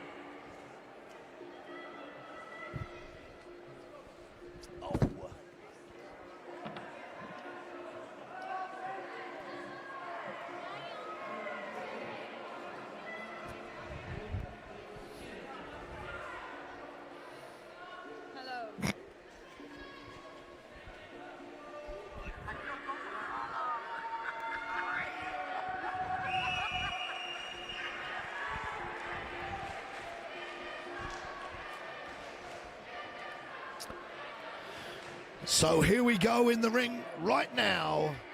We have the junior males, 14 to 15 years of age, fighting at under 63.5 kilograms. The Russian Muay Thai Federation fighting out of the red corner, Georgi Esayan, and he faces from Greece, Yurios Siroyanis.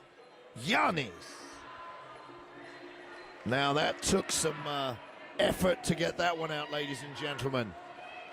Siroyanis. I'm getting better.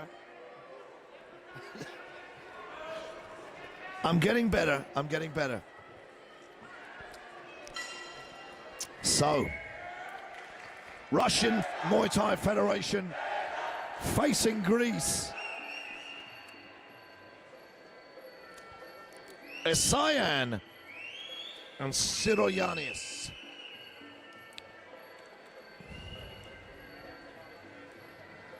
Getting their head guards ready. Crucial moments just prior to combat. They look calm, they look composed, but their heart rates will be very high. Let's go! The Greek looks ready for action. Big punches thrown from both fighters. A nice front kick from Esayan.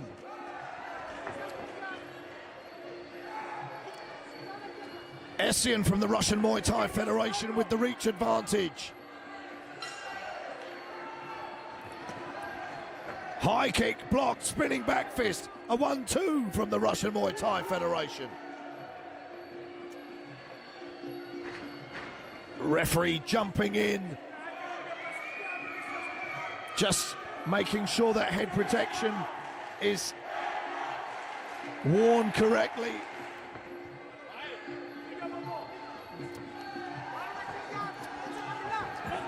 Well,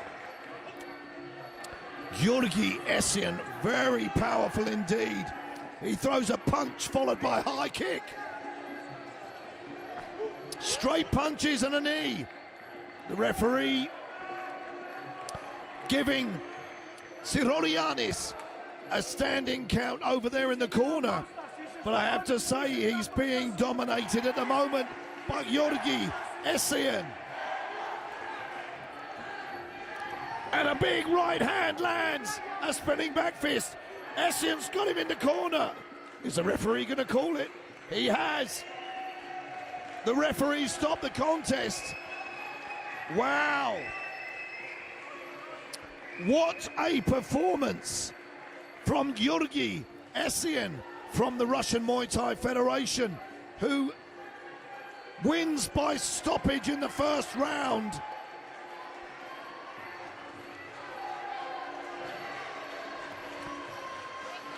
He wins by stoppage in the first round. What a powerful performance. And at 14 to 15-year-old category, he fought as like a powerful adult.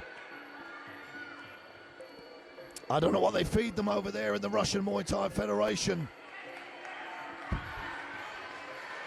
But that was a very dominant and strong performance. And Georgi Esayan leaves us as the new IFMA 14 to 15-year-old under 63.5 kilogram European champion.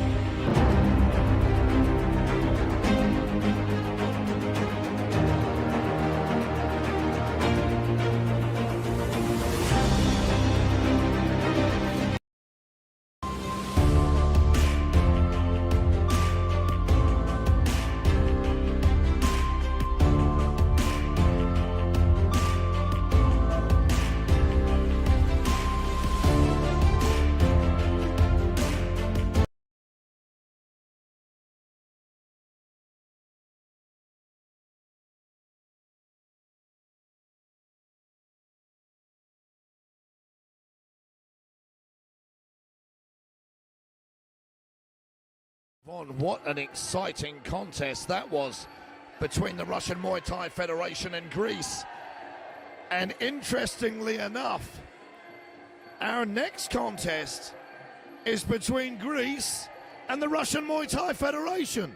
So let's see if Greece can get their own back.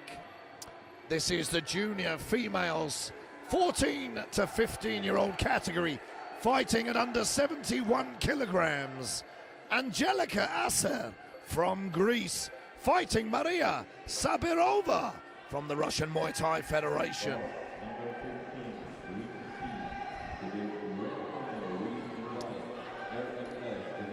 Now under 71 kilograms for girls at this age. I mean, they're not carrying any excess weight, don't get me wrong, but these girls are of the larger category, shall we say. Heavy punches, heavy kicks to be expected.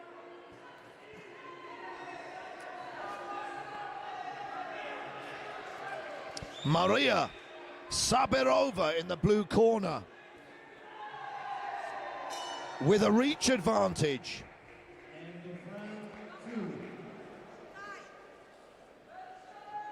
Head guards getting put on.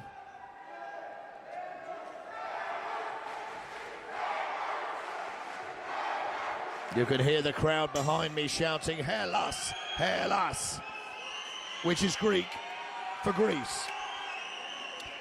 So, here we go. Greece in the red, Russian Muay Thai Federation in the blue. Two front kicks from Sabirova. They fall to the canvas.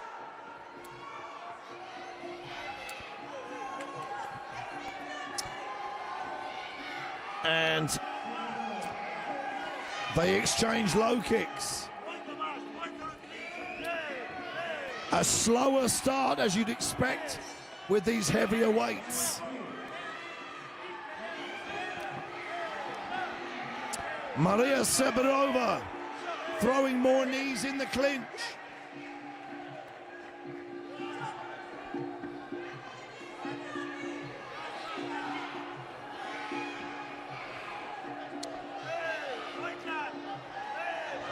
High kicks and a 1-2 from Sabirova. They clinch and move to the corner. Very uncomfortable.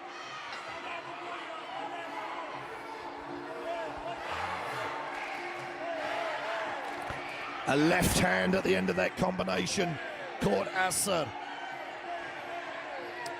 Punches in the corner from Sabirova. Pushing on the face of the Greek fighter.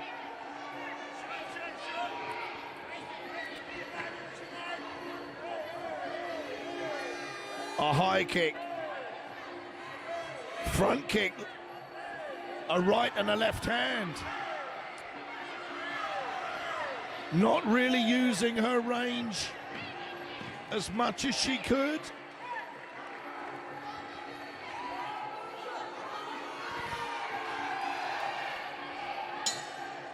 End of the first round finished. I feel that kick was just on the bell, but if you get away with it, you get away with it. So at the end of that first round, I'm pretty certain that we'll see the blue corner winning that 10-9, Maria Sabirova. Winning the first round, I'm sure.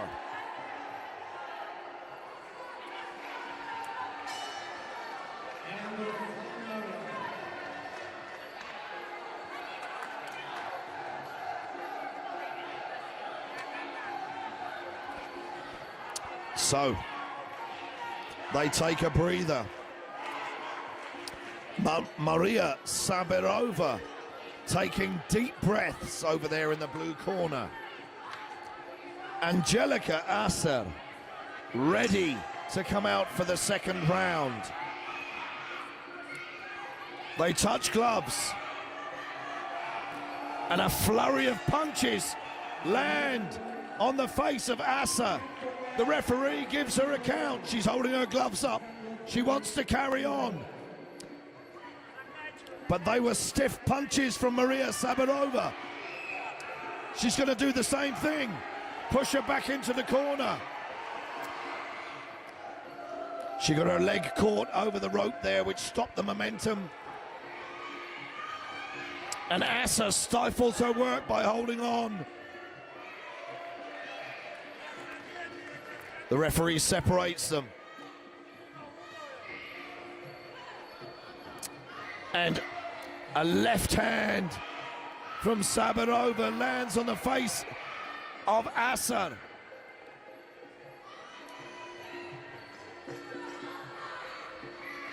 So Asa now doesn't want to get caught in that corner. She takes some knees, a glancing elbow, and the referee calls the contest off. That was a dominant performance for Maria Saburova. Angelica Asa, she wanted to fight on.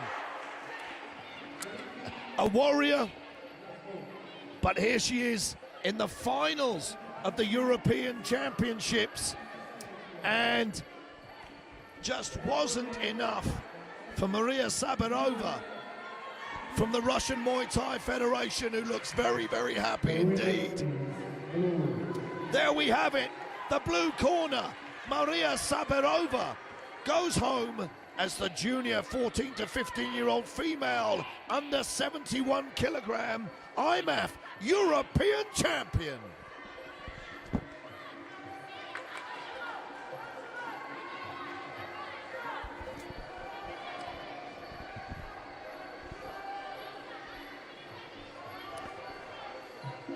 It's been an absolutely incredible day here so far, guys. And as I said at the beginning, every single contest in the ring that I'm commenting on, bearing in mind there's 3 rings in this stadium with fights happening simultaneously. So every fight in this particular ring is a final. Everybody's fought in a semi-final, then they fought in a quarter-final, and now they fight in a final. So it's a very hard few days for these athletes, mentally and physically. And we do jump up in weight here. This is our juniors, 14 to 15-year-old category, fighting at under 75 kilograms. We have Hungary versus the Russian Muay Thai Federation. Fighting out of the red corner, Lajos Gergely from Hungary. And he faces Konstantin Manakov from the Russian Muay Thai Federation. Hungary in the red, Russian Muay Thai Federation in the blue. They'll perform a brief Y crew. All part of the IMAF mission. Uphold the traditions, culture, and respect of Muay Thai.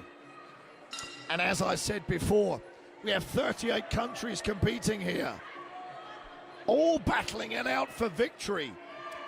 But outside of the ring, everybody's behaving as one big team and one big family. And you know what IMAF always say, one Muay Thai, one world. One world, one Muay Thai. So, as they adjust their headgear, and these under 75 kilogram warriors get ready for battle. Gergely from Hungary in the red corner, and Manakov over there ready for action. from the Russian Muay Thai Federation in the blue corner. I almost said it again. Roman Muay Thai Federation doesn't even exist. Well, Gurgly very composed there in the opening seconds. He's got a nice long jab. He's parrying punches well. That elbow missed.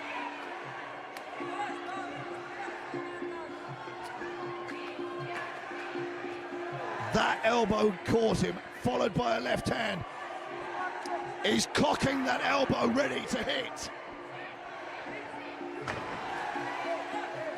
We can see it. And Gurgly jumps in.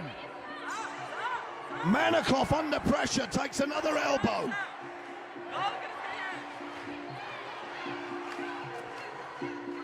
So Gurgly here, we can see one of his primary weapons.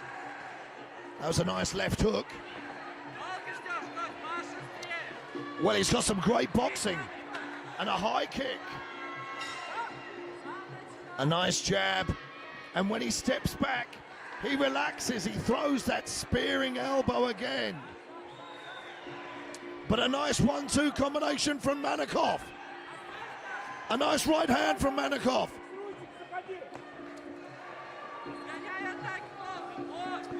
Manakov finding his range now. And a nice low kick. Jab from Manakov. Punch kick combination from Manakov. Final 10 seconds of this first round. Well.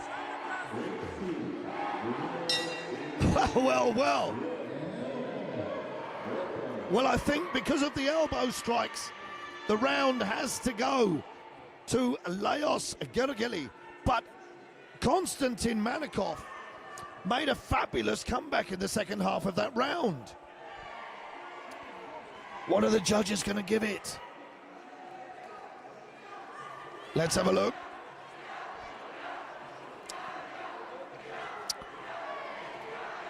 What are the judges going to give it?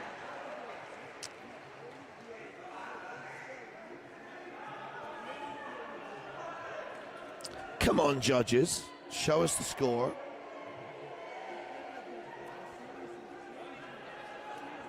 Well, I've got nothing yet on my system, but it's seconds out.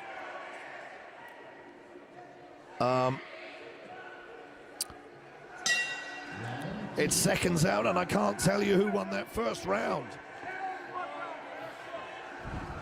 I would have given it to Gurgly from the red corner myself, but let's see what happens here in the second round. Gurgly with the extra range.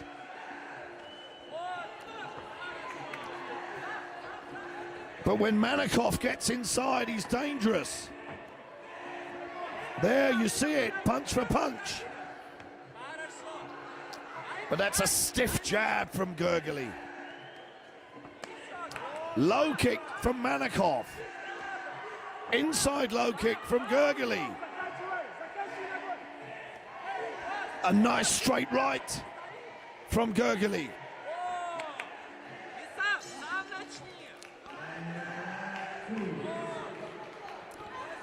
So they're fighting at distance. Spinning back fist from Manakov. Punch combination from Gurgly lands. Gurgly on his toes. A nice punch and kick combination from Manakov. Gurgly slowed down.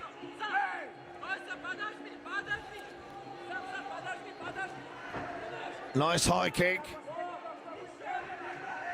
Well,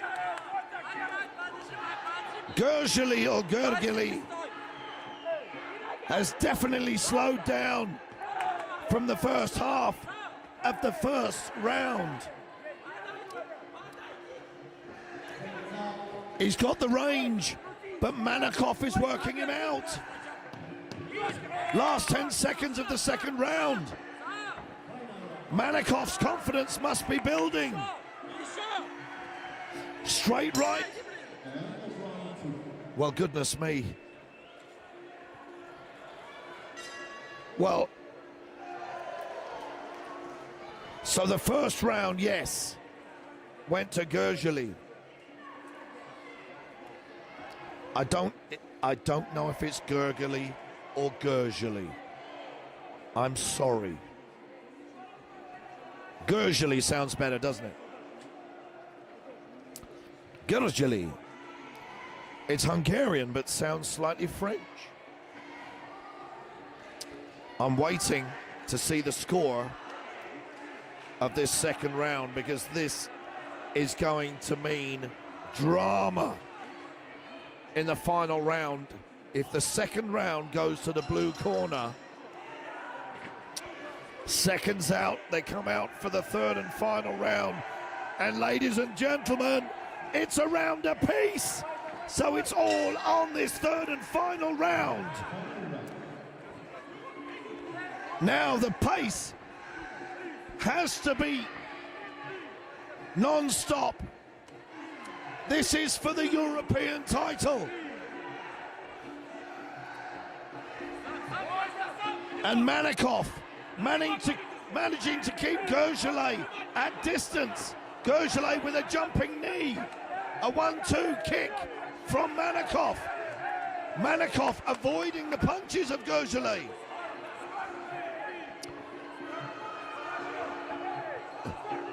Literally no clinch work at all during this fight. Elbow pads being adjusted by the referee. Fight on, he says.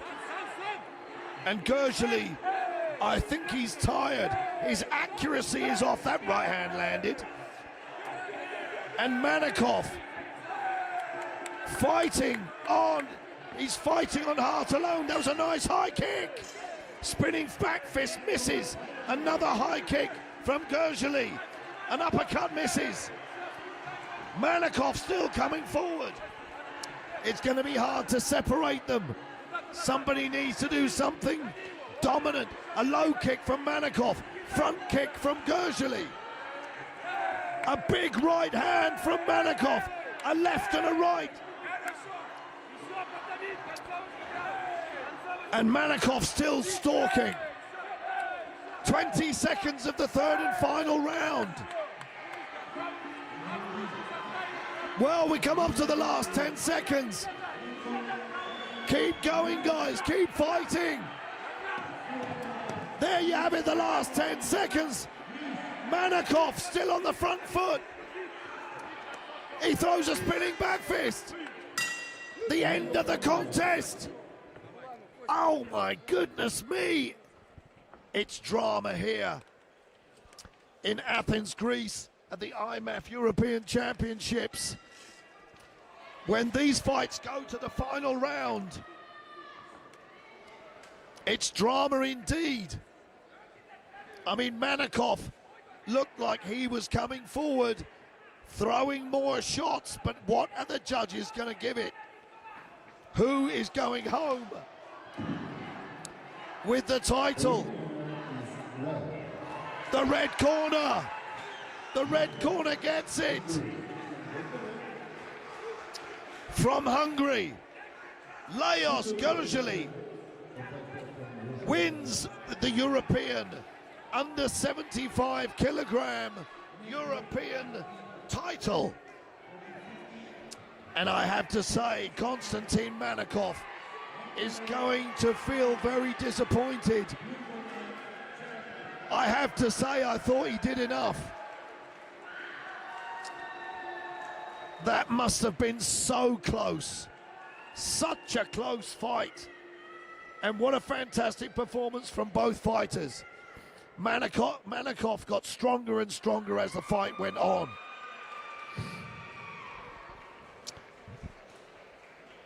I mean, it's glory for the guy who wins, and it's disappointment for the guy who loses.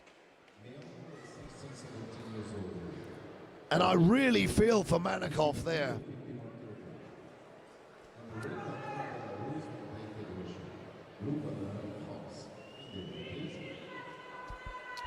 So we move on. My condolences to Konstantin Manikov, who I thought fought a fantastic fight there. I'm losing my voice, guys. I'm losing my voice. Hey, don't be pleased about that I'm losing my voice. Because there's nobody here to take over. So who do we have here?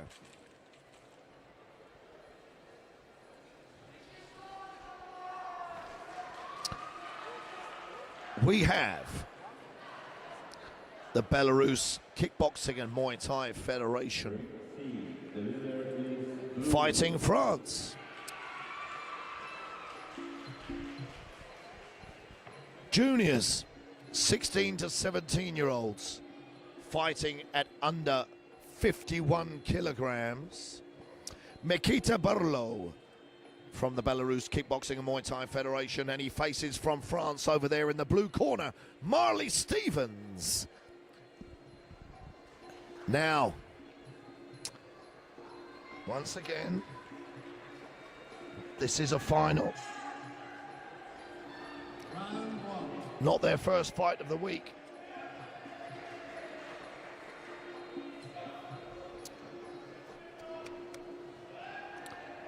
And you can see the Frenchman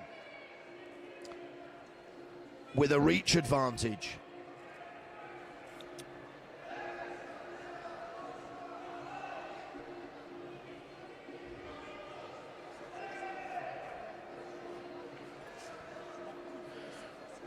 And they are fighting in the 16 to 17-year-old category. But they do look young. Well, I say they look young, but that's probably because I'm old. But here we go, the first round of this European title. Both of them waiting for the other to throw something. They clinch.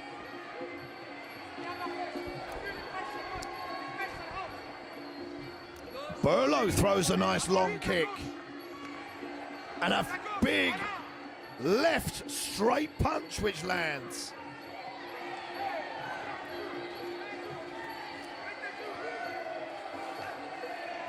It looks frantic when they clinch and they're throwing these knees. Now just what's there, having a bit of adjustment to the head protection.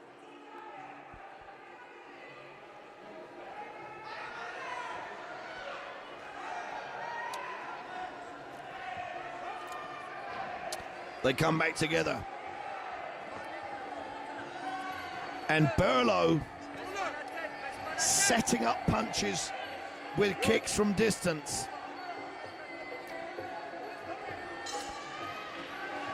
And he throws a high kick, but gets tossed to the canvas by Stevens. And again.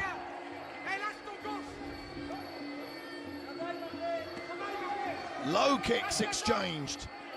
A front kick.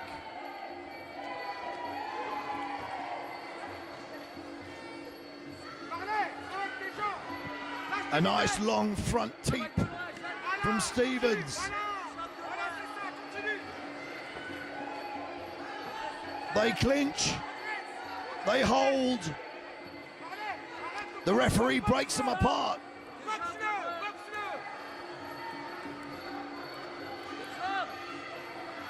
Oh, nice 1-2 there from Stevens.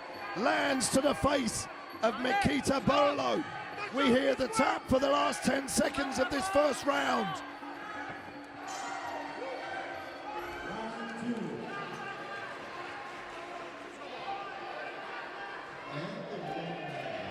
They get sent back to their corners.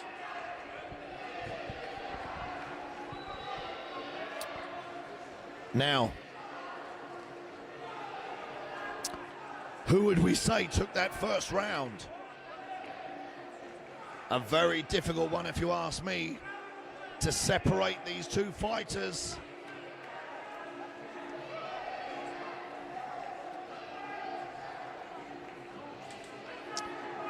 What do we think?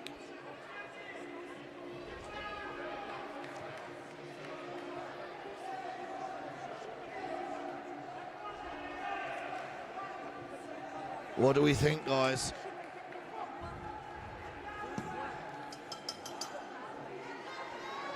So it hasn't updated yet on my system.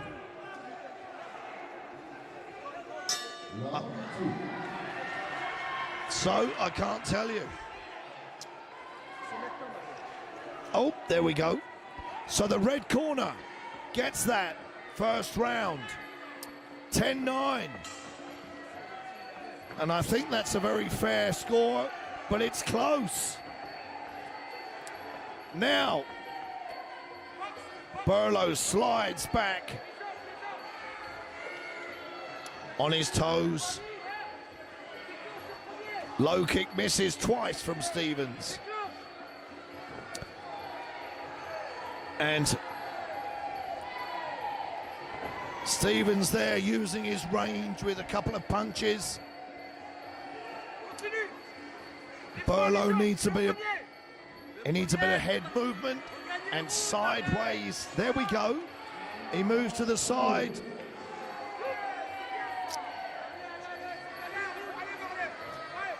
And when fighters are evenly matched like this, I heard that, the foot hit the cup. It hit the cup. Not a cup that you want to drink out of. The groin protector of Makita Burlow there. Little bit of minor adjustment and he's willing to carry on. So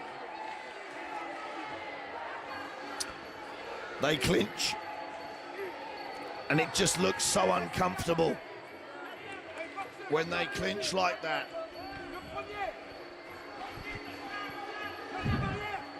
And well, it's still difficult to separate them because neither of them seem to have worked the other one out.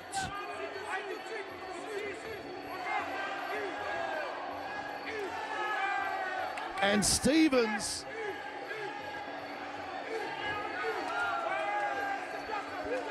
Marley Stevens with that extra reach could be landing long jabs, a 1-2 followed by a kick or a knee. But there's the end of the second round. It's going to be interesting to see how the judges score it, because as we've seen time and time again, when it's a round apiece and we go into the third and final round, it's absolute drama because it all hangs on the third round.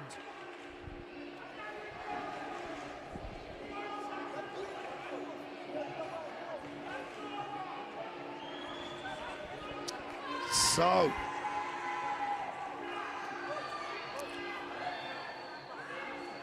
what's happened? What's happened? There it is, a round apiece. So it's 1 round each to the blue and red corners. So they now know that as they go into the third and final round, that this round will decide who goes home with that title. Who's going to be the IMAF under 51 kilogram European champion? It will be the winner of this particular round.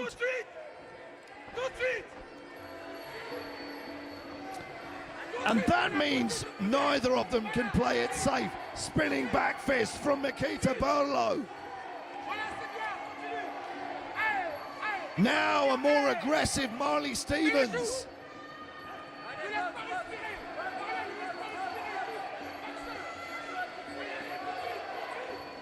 It's only 1 round, guys. Let's go.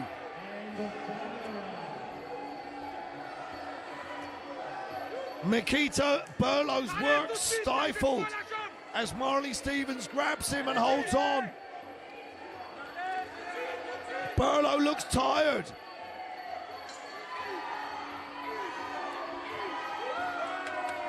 He goes to the canvas. Marley Stevens, to me, looks the fresher of the two. He's coming forward. Spinning back fist attempt from Burlow. Marley Stevens holding on. He lets go. He wants the action to separate. Burlow takes a front kick. He goes to the canvas.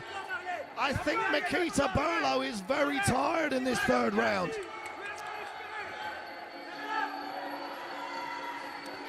He's got to dig deep.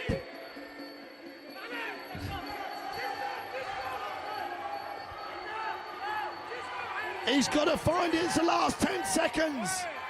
The last 10 seconds of this final. He's got Stevens in the corner. The bell goes for the end of the round, the end of the fight, and the end of this final. Now, it's going to be intriguing, a dramatic period as we wait for the judges to score this contest. I think I can predict which way it's going to go.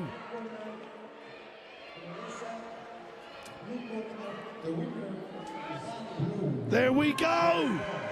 The blue corner, Marley Stevens from France, goes home with the junior 16 to 17-year-old under 61 kilogram title. That was an incredible fight. Sorry, I said 61, it's 51. The under 51 kilogram IFMA European title goes home to France, and Marley Stevens wins it. Makita Burlow there just run out of energy.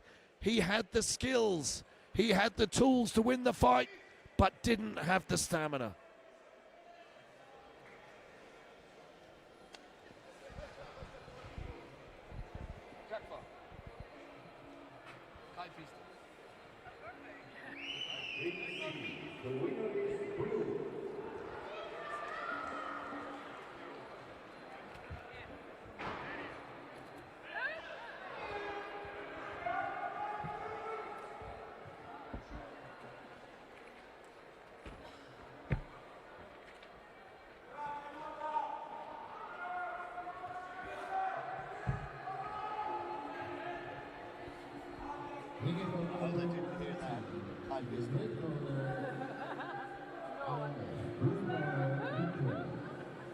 Bouts got them marked.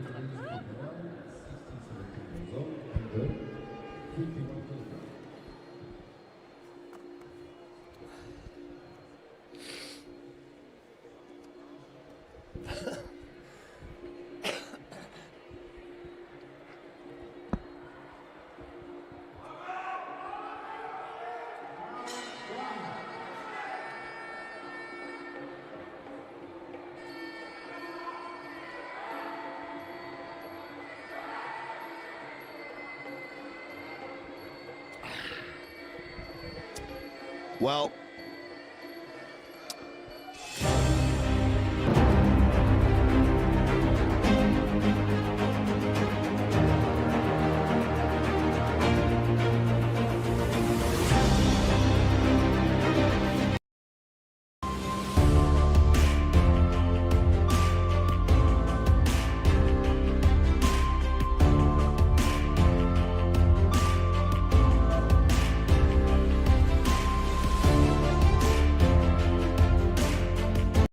professionally as it can, overseen by senior IFMA officials. And we now have the final of our 16 to 17-year-old females fighting at under 51 kilograms. The Russian Muay Thai Federation, Ksenia Mikhailova, fighting from the Ukraine, Victoria Hunchukova. So Mikhailova fighting Hunchukova.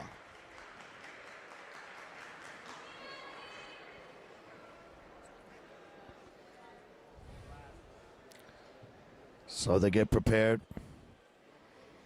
The calm before the storm.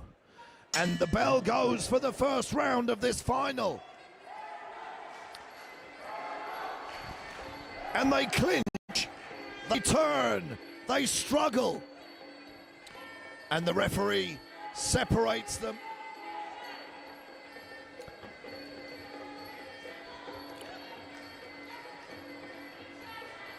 Mikhailova fighting in the red. Hunchukova fighting in the blue from the Ukraine.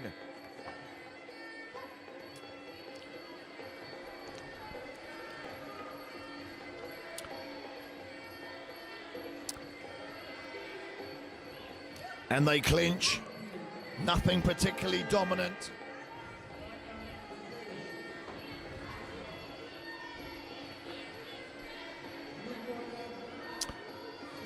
Now they struggle. They look for dominance. They look to see who's the stronger. But that clinch tires them out in that first round.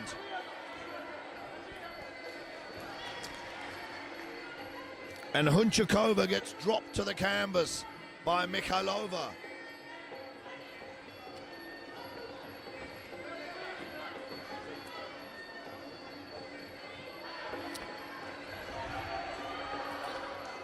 Over there in the blue corner, and the referee separates them again. What they need to do is just find punch and kick from distance.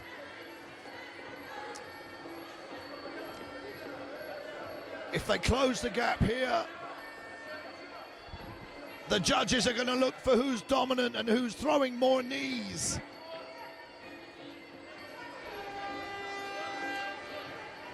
Nice front kick, 10 seconds left of this first round. We're going to hear the final bell. There it is. The end of the first round.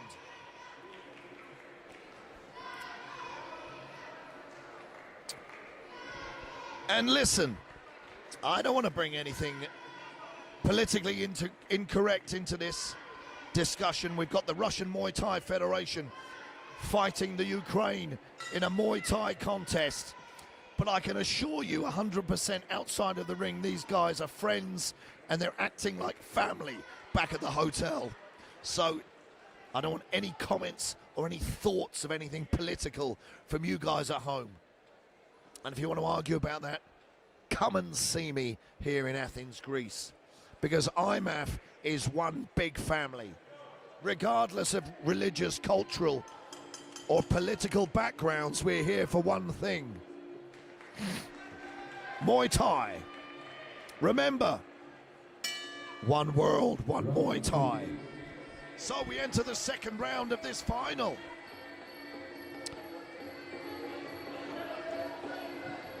Mikhailova in the red, Hunchukova in the blue. And sometimes you might say it's a scrappy fight, but neither of them are allowing, that was a nice punch there from Mikhailova, neither of them are allowing the other to work. This is what happens when it's an even match. The referee separates them. Now the blue corner won that first round. So Ukraine is ahead. Currently, 1 round to nothing. So Mikhailova has got it all to do here in this second round to make it even.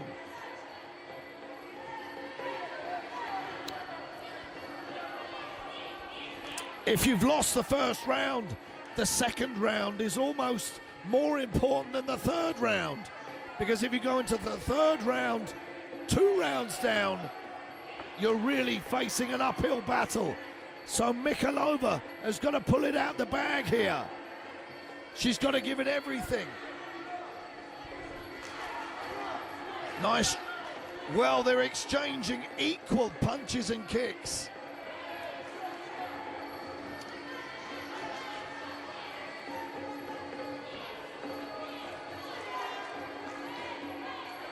And Hunchukova doing well to avoid the punches of Mikhailova.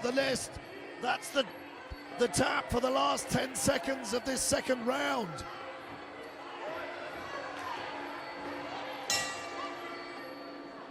And it's a difficult one for the judges to score, because they're both working very, very hard, but the work they're doing isn't clean and crisp. So it's a difficult contest to separate. So let's see what the judges say. Of course, we'd love to see it 10-9 to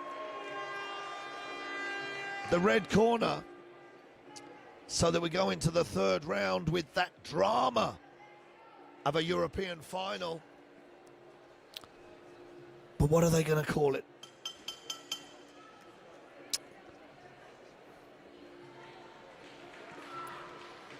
Oh, come on, my screen's not updating. It's a round apiece, guys. We go into the third and final round. It's a round apiece. The European title hangs on this third and final round. So, they've got to dig deep. They exchange punches. So, it's not just about skill. It's not just about stamina. It's who's got the bigger heart. Who wants to go home with the title?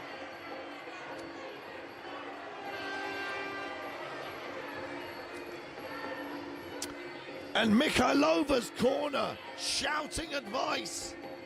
I don't know if she can hear over the crowd. Spinning back fist there from Hudjakova. Nice punch on the way in and a knee from Mikhailova. They've got to keep working. They can't rest. They can't take a breather. Timeout. Somebody's gum shield's come out. Let's give that a rinse off. The time has been stopped. The gum shield gets washed and put back in. They reset. That gives them a little bit of a breather as well. Back in the center of the ring. They clinch. They spin. They knee.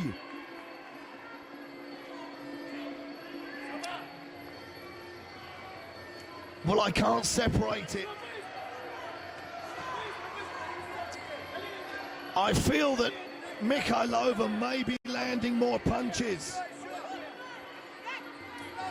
But it's so close there. We have it 10 seconds to go of the third and final round. The bell's gonna go. There we have it. Both girls exhausted. They go back to their corner. Now, I don't know what to say. I think Mikhailova landed more punches, but it's much more than just punches. We had clinches, knees in the clinch, and obviously kicks. We wait for the decision from our judges. Is it going to be red or blue? Red corner! Yes, I was right.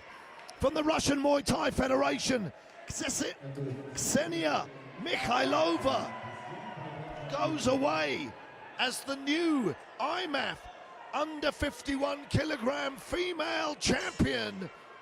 But really, Victoria Hunchukova should go away with her head held high. She fought like a warrior right up until the last second of that bout. And that was a very, very close fight, guys. Very close indeed. What a fight. And as you can see, when we get a round apiece, first round to one corner, second round to another corner, it just creates absolute drama for the third and final round. So, we move on to our next contest.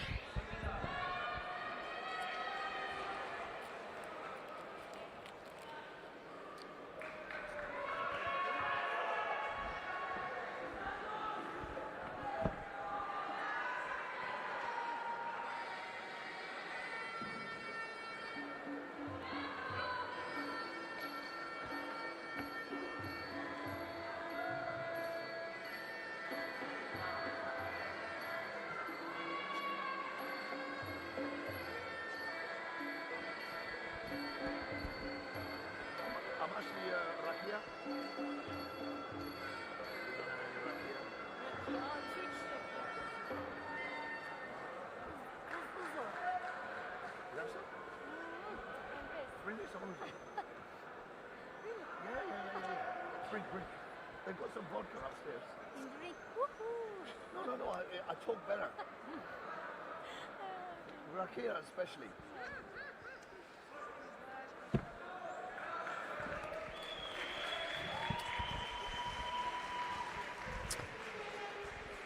So here we go with our next final of the day.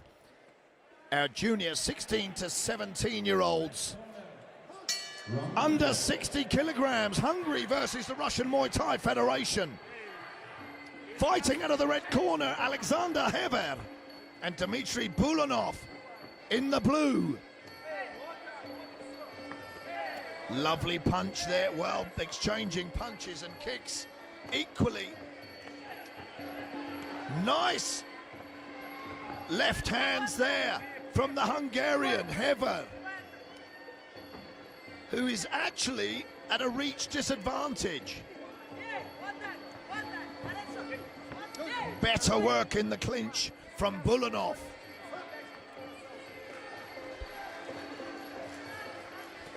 Oh, a lovely left hook there from Heber.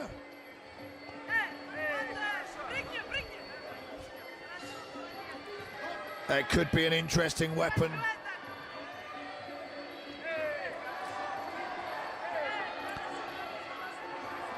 Spinning back elbow from Heber. He tosses Bulanov to the canvas.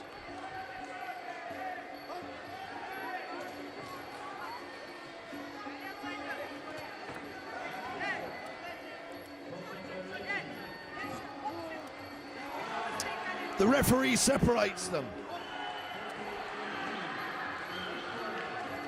And Alexander Heber's boxing is better so far. And Dmitry Bulanov needs to find his range.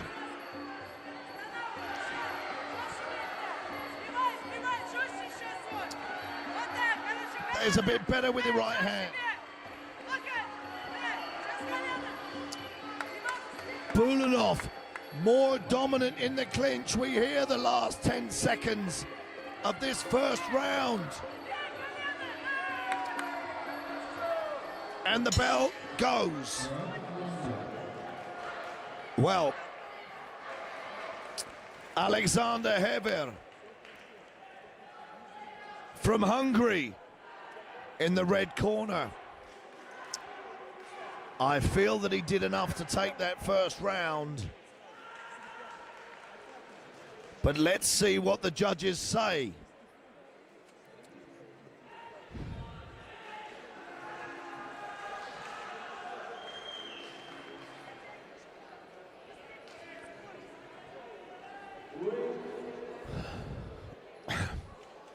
Well, I can't see. Well, no. The blue corner take the first round. Dmitry Bulanov. And if we look at it, it was probably his dominance in the clinch that got him that round. So Bulanov a round ahead so far. Alexander Heber, the better boxer. Nice right hand. But of course, this isn't just a boxing match, it's Muay Thai. So much more than just punching. The art of 8 limbs.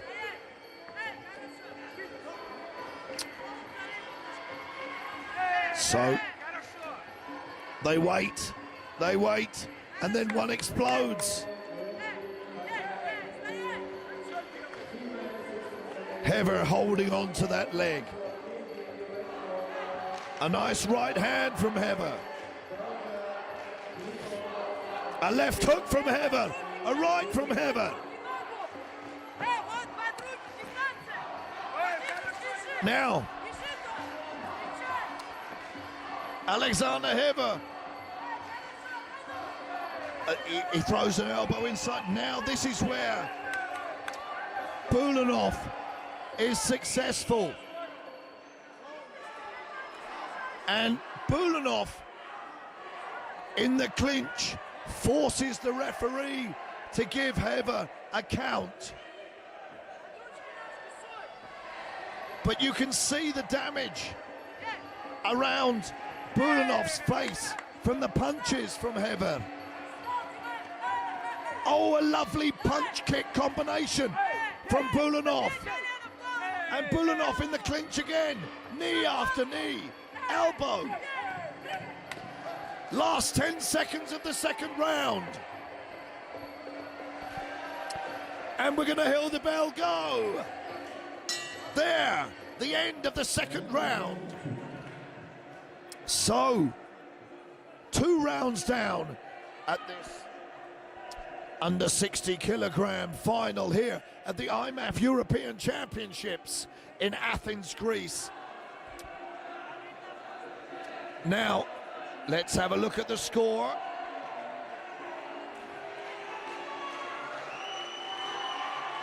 You can't see it at home, but I've got the slowest computer system in front of me. And it's rather frustrating because it doesn't update my score quick enough for me to see what's happening. My goodness me. So, come on. I want to see what's happening. So, we have 2 rounds to Bulanov. So, if Hever wants to win the fight, he's got to get a stoppage, and that was a nice left hook and a nice overhand right. But he needs to show more technique. The advantage Dmitry Bulanov has is his variety. He's throwing kicks, punches, and knees in the clinch.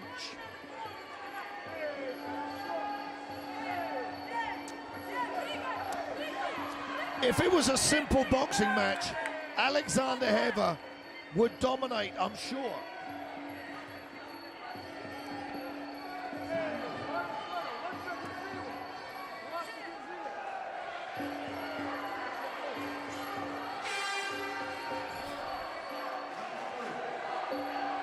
So the elbow pads get adjusted. There are more stiff punches from Hever. Elbows from Dmitry Bulanov, which means another count for Alexander Hever. The referee allows it to carry on. No, he doesn't. No, he doesn't. He stops the fight. Well, perhaps Alexander Hever there not really wanting to carry on. And I don't say that lightly. Blue corner won that fight, Dmitry Bulanov. Alexander Hever with great boxing, but Dmitry Bulanov, the better Muay Thai fighter. And Dmitry Bulanov from the Russian Muay Thai Federation now goes home with the junior under 16 to 17-year-old under 60 kilogram championship title with him. Dmitry Bulanov is now the IFMA European Muay Thai champion at under 60 kilograms. What a victory. But once again, well done to both fighters.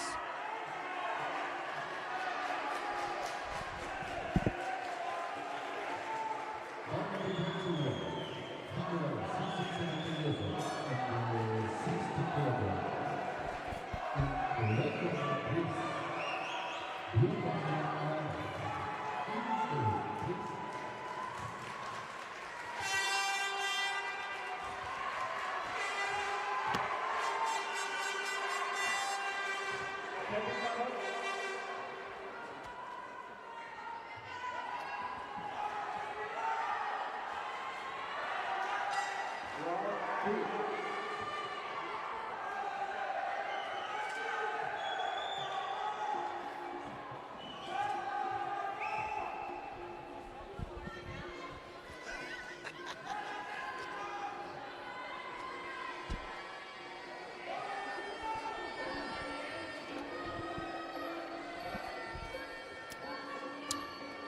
So we move on, ladies and gentlemen.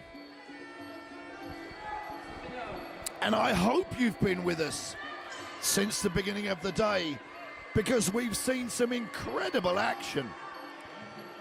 Yes, a lot of these guys are youngsters. Yes, it's amateur Muay Thai. But yes, we've seen some incredible action. So here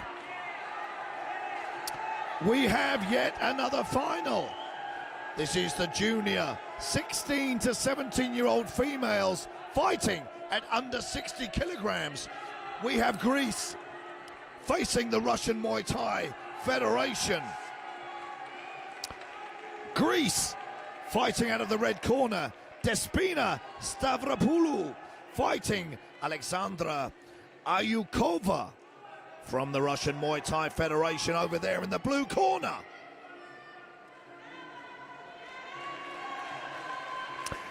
And I hope I said that right for the Greek fans watching.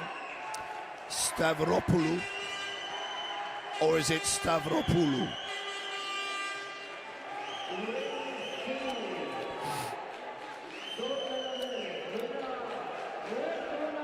So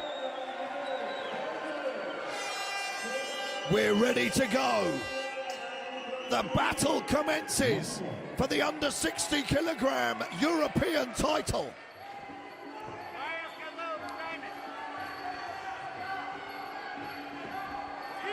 Ayukova with knees. Stavropoulou there cheekily holding on to the ropes.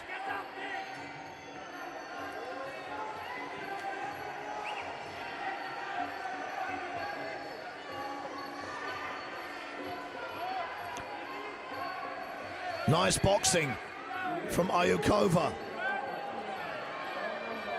Nice punches. Heavy punches being thrown. The referee steps in. She's saying to Stavropoulou that she must fight. Elbow strike from Ayukova. So just that head guard. And Stavropoulou doesn't want to get caught in that corner. The referee getting in between these two ladies.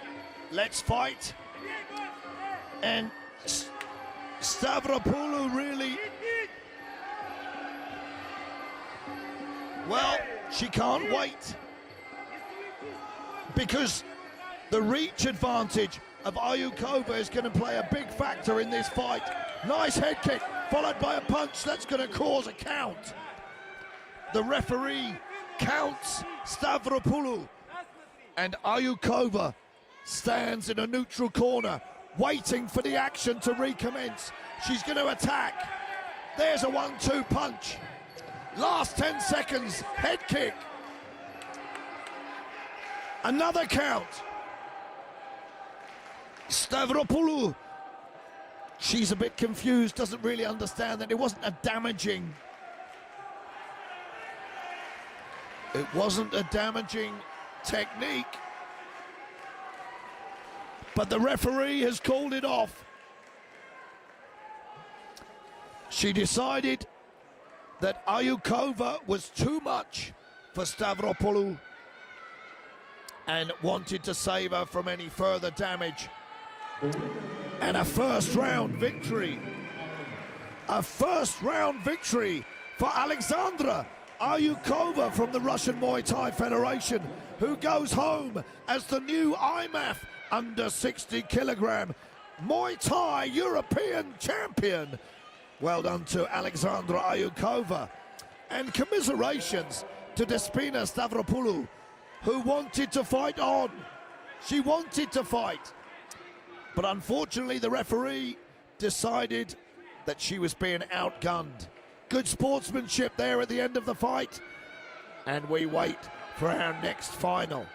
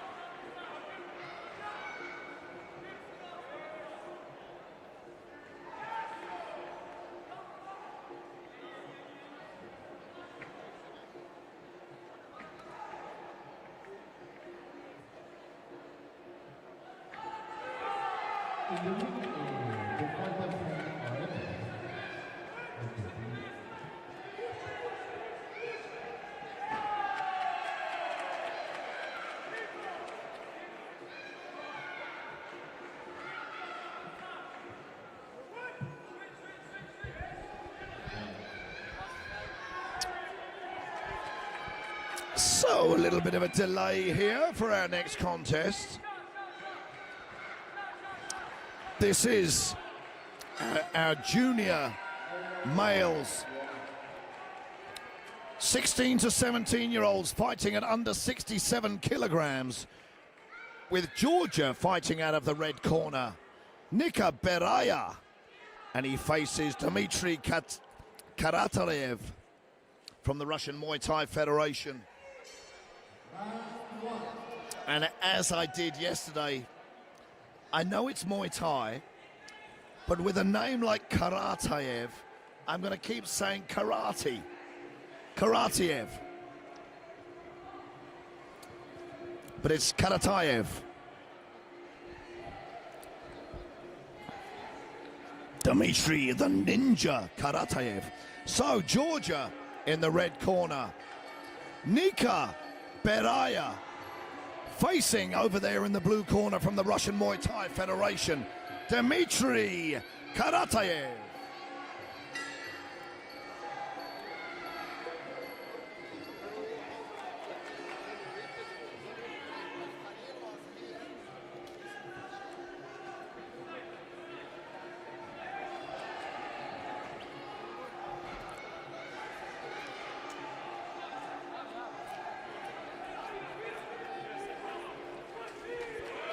And something interesting. So, IMAF is literally all around the world. Every country you can think of, anywhere that practices Muay Thai, IMAF is there. But for people in the Western world, Georgia, which just sits below Russia, is an unknown entity, as is most countries for English people and Americans. But an absolutely incredible place, beautiful. They make some wonderful wine, and they have some incredibly tough fighters in all disciplines. MMA, kickboxing, Kyokushin especially, and Muay Thai. So,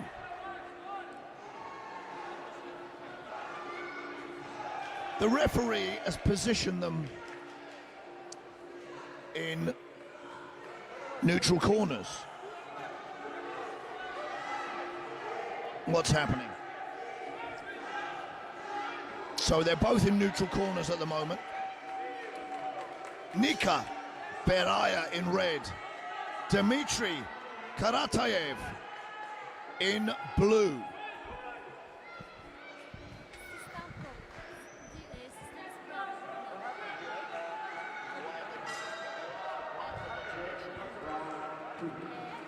Relax them. Start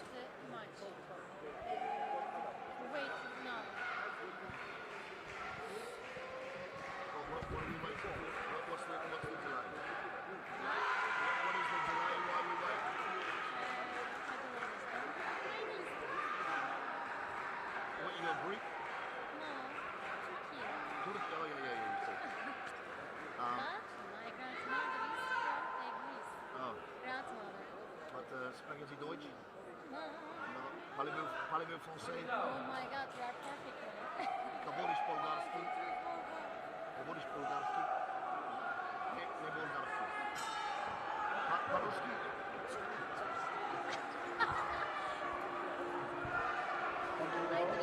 I drink Turkey, Russia, English, Deutschland, Greece, you speak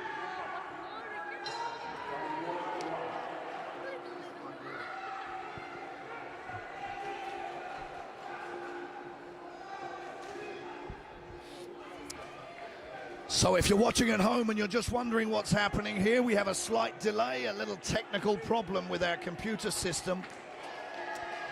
All of our scores here are recorded on a database, and we have to make sure it's correct prior to the start of the fight. So everything is recorded. It's almost like the IFMA blockchain. So the fight commences. Once again, I'll remind you, Nika Beraya from Georgia fighting in red. Dmitry Karatayev, from the Russian Muay Thai Federation fighting in blue.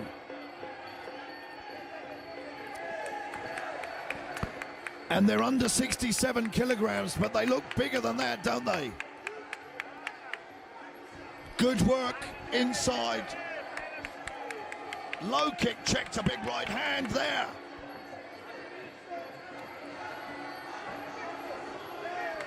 Karatayev threw a right hand which landed to the head of Peania. Now they separate. Front kick. The distance is closed. Karatayev with more knees landing, but Peania throws him to the canvas. Spinning back elbow from Peania. The referee separates them. 30 seconds left of this first round. They exchange punches.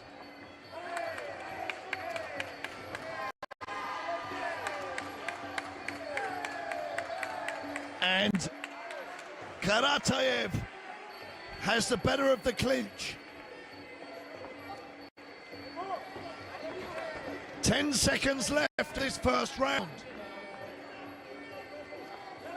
Once again, as the bell goes, it's going to be a difficult one to separate these two.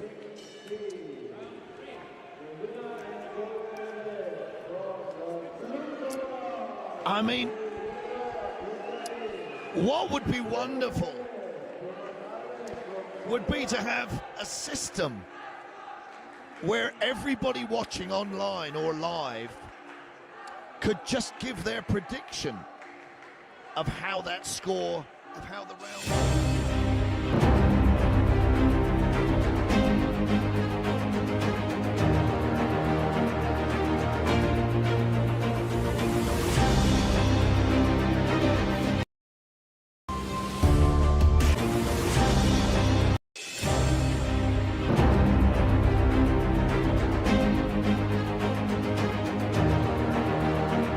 Muay Thai Federation a round ahead as we go in to the second round of this final.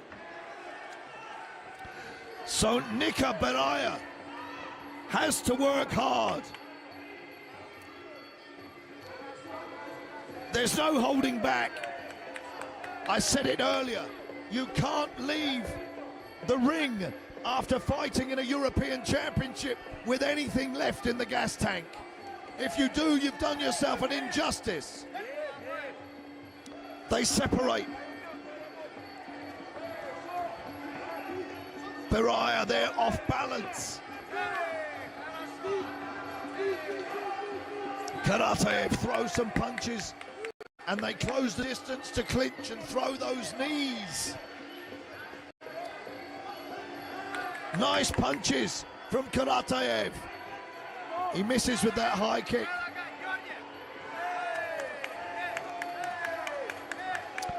And most of the scoring is being done in the clinch with those knees.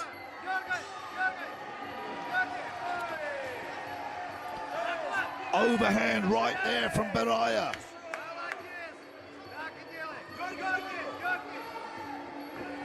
Out of range. Out of range again, and that was a 1-2 from Karateev. A low kick from Karateev.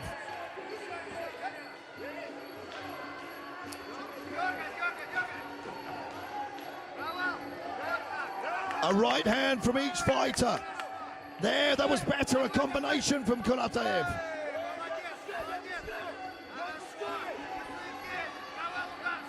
They've got to keep working. Last 10 seconds of this second round. Spinning kick right at the last second from Nika Peania. Now, I don't think Peania did enough to get that second round. We'll have to wait for the judges to post their score. But if we go into the third round with Dmitry Karateev 2 rounds ahead, Nika Peania has got it all to do.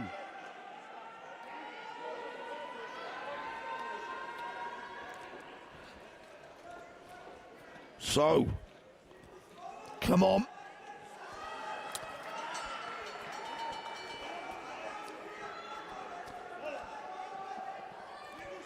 Let's see.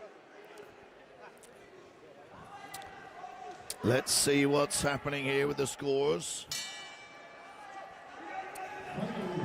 So it's 2 rounds, as I expected, to Karateev. So 10-9, 10-9 to the blue corner, which means Nika Peania has to go out on a limb and try and force a stoppage, either by knockout or from the referee. How's he going to do it? I don't know.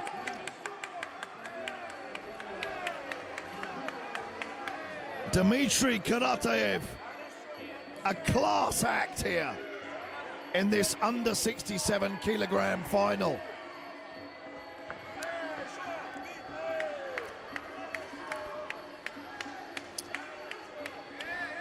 They fall to the canvas, obviously tired in this third and final round.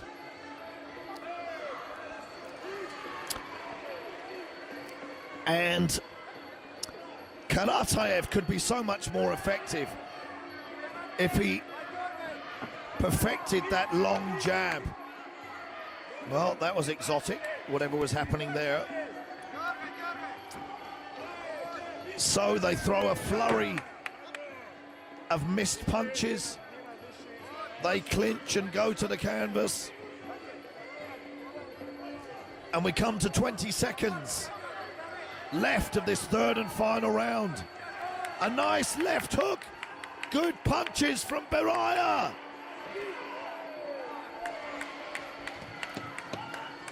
But it's too little, too late. 10 seconds left of the third and final round. They hold on, the bell goes. Now, what a battle. And Nika Peania, he holds his head down there in the corner. He fought like a warrior. He has to remember that this was the final of the European Championships. But I think we're going to see the blue corner's hand raised, and Dmitry Karateev now is the new IMAF junior 16 to 17-year-old under 67 kilogram European champion.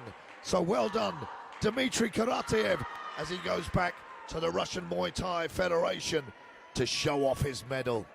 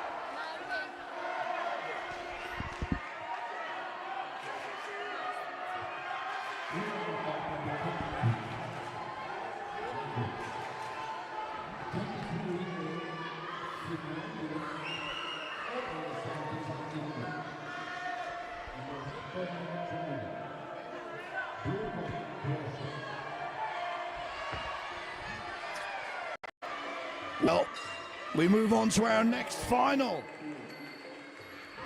The big guns. Germany versus Croatia. This is the under-17 females fighting at over 75 kilograms. Nihal Don Errol from Germany in the red corner. And fighting from Croatia, Josipa Radeljic. Now, these girls, over 75 kilograms, and I would say a fair bit over 75 kilograms. So we'd expect some heavy bombs to be thrown in this contest.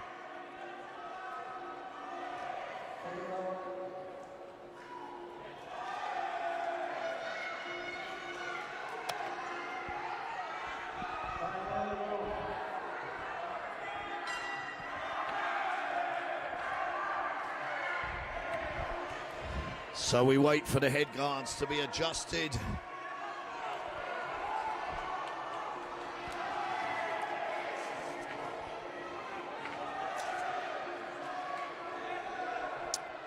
And it's interesting, our very pleasant looking referee stood there smiling. And as the bell goes, you watch these referees switch on. Here we go. They become very serious and focused indeed. So, nice jab, 1-2 punch. So Errol from Germany in the red. Radeljic from Croatia in the blue.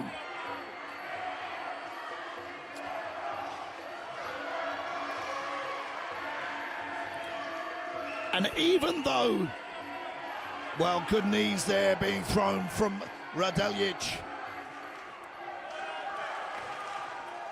forcing our referee to give Nihal Errol a count. She says she's okay to carry on. Radeljic is going to come forward. She throws a big right hand. She clinches again. And Errol needs to be careful. The referee will step in.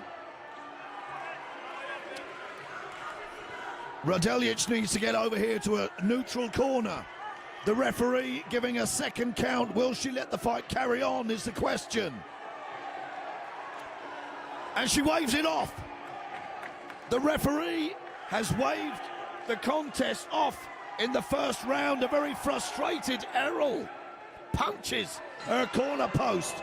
And Josipa Radeljic from Croatia takes the over 75 kilogram title and becomes the IFMA European champion at over 75 kilograms. A short fight, but a dominant performance.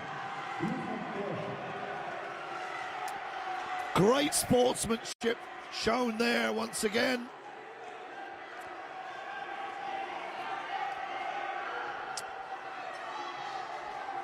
Croatia will be very proud of Josipa Radeljic as she goes home, a proud nation, as all of the Balkan countries are.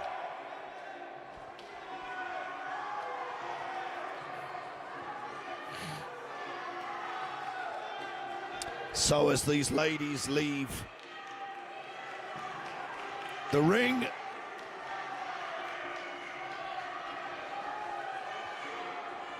we wait for our next finalists.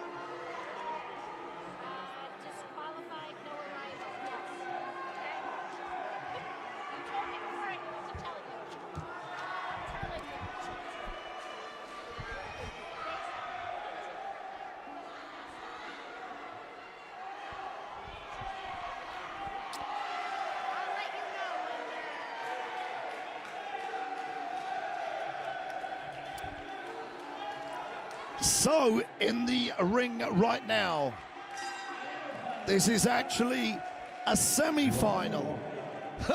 Every single contest today has been a final, apart from this last contest in Ring A. This is Turkey versus Croatia. Fighting out of the red corner, we have Zaliha Nur Kamac, and she faces Ana Bajic from Croatia. Over 75 kilograms, senior females.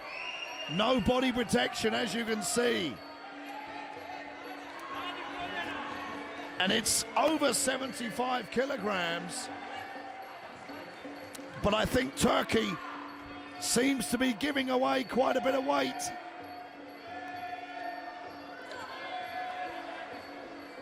So a ferocious start to this contest.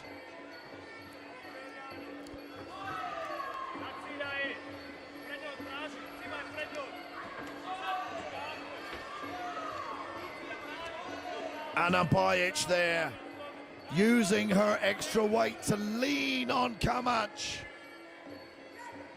The referee getting in between them. And at this weight, these girls are going to have a lot of stamina to keep working.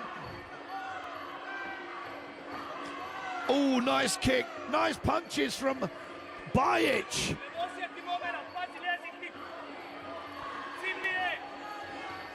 Now, Bajic has Kamac in the corner. Spinning back fist attempt. And they need to compose themselves. And Ana Bajic needs to just focus and have a bit more accuracy about her work. The referee telling them to fight.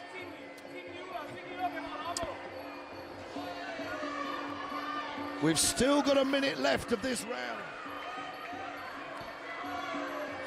Big punches from the Croatian. Elbows from Kamac, the Turkish fighter. And Bajic forces Kamac back into the corner.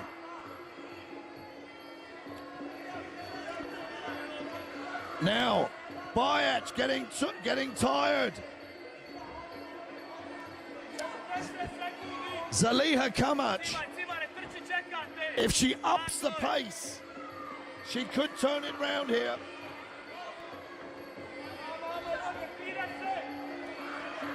Bajic getting tired. Neither of them utilizing any low kicks.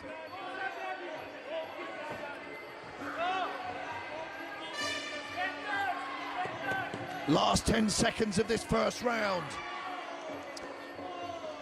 And Bajic having success when she pushes Kamac back into the corner. That's when she lands punches. So I think that round, that first round, has to go to Croatia. The blue corner. I say it has to. It doesn't have to. But I think it will. So...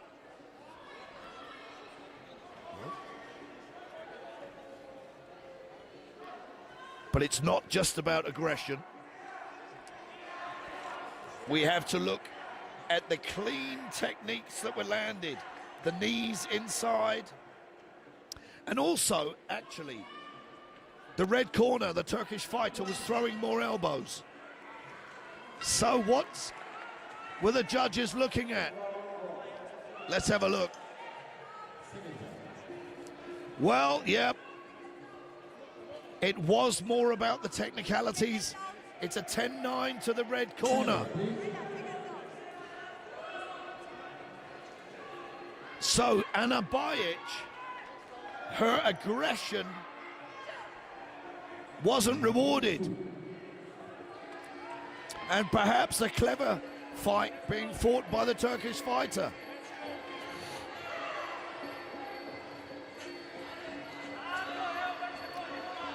I'm never ever going to get a job as a Muay Thai judge, I know that. Nice punch kick combination there from Bouts.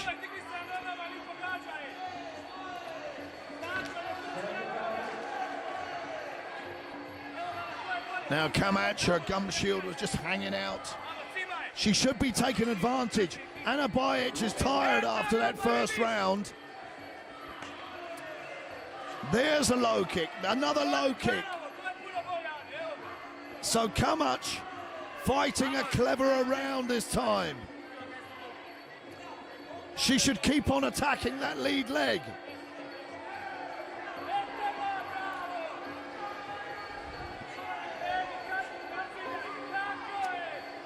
So we come to halfway through the second round. And Zaliha Kamac fighting a clever fight now, I think. The pace has slowed down. Inside and outside low kicks to that lead leg of Anna Bouts. There's that inside kick again.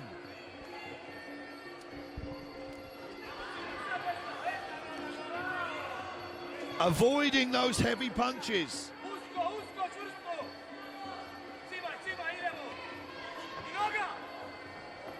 And Bouts not finding her distance now. Both fighters tired.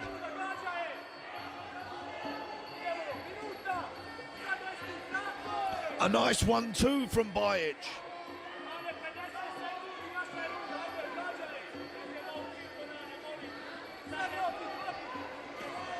Spinning back fist. They clinch. Well, the referee nearly caught one there. She brings them to the center of the ring.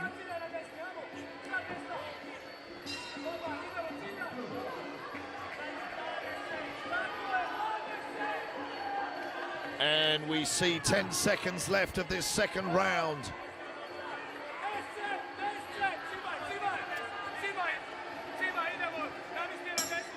There's the final bell. So 2 rounds down. And a much less aggressive Anna Bouts in that second round.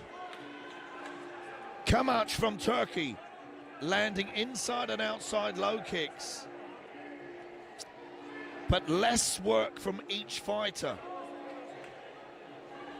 I think we're probably going to see a 10-9 again to the red corner.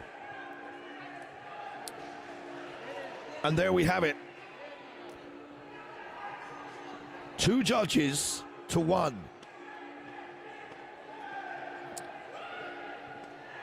So,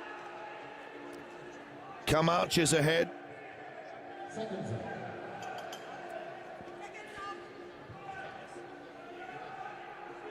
Zaliha Kamac ahead by 2 rounds to Anna Bouts from Croatia. Now,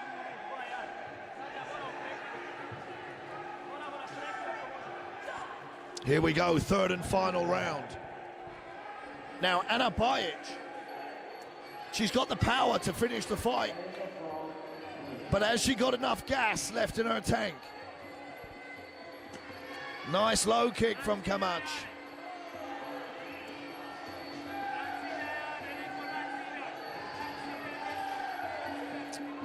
They step off. They're resting. Timeout. Elbow pad adjustment from our referee, which gives Bouts some valuable seconds to get some oxygen in.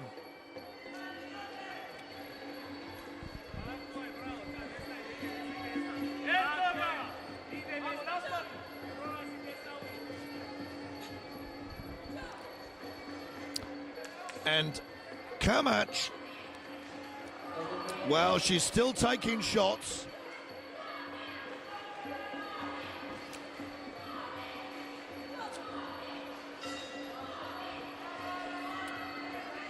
But She's waiting. Spinning back elbow from Bouts.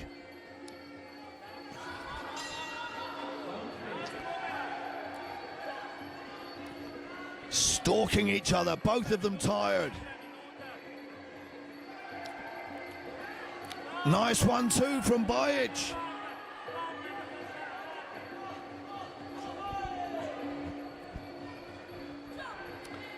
Referee tells them to fight.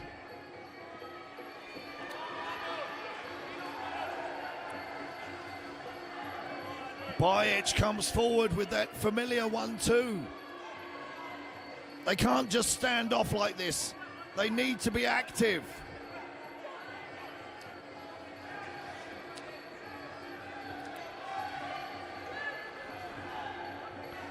Elbow pad adjustment once again. 30 seconds left of this third and final round. And now the Croatian on the back foot. But I'm afraid neither fighter doing much. I want to see more action. Come on, ladies.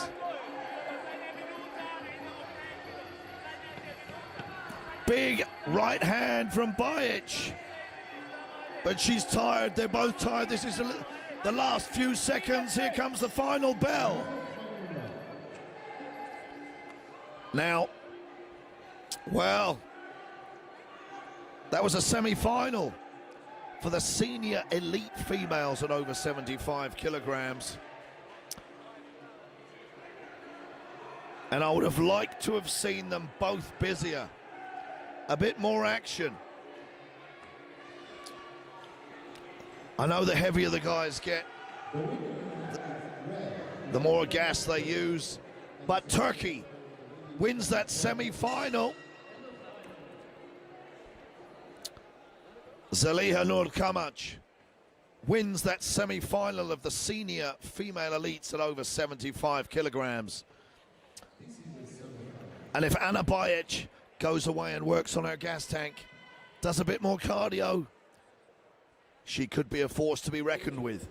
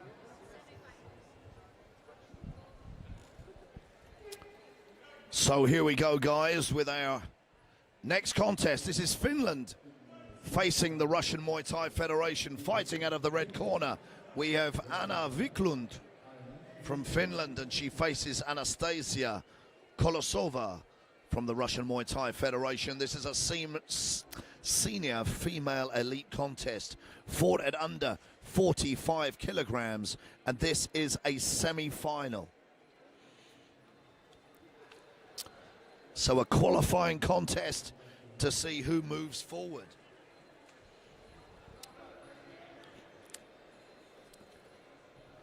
And you'll see our previous contest were our larger females. And these two ladies are under 45 kilograms, and you'll see the difference in pace straight away. So Finland in the red, Russian Muay Thai Federation in the blue.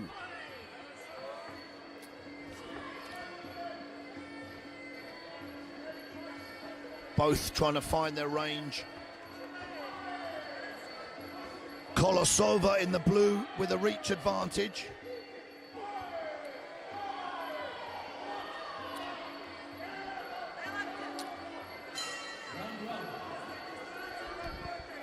Finland possibly landing a few more knees in the clinch there.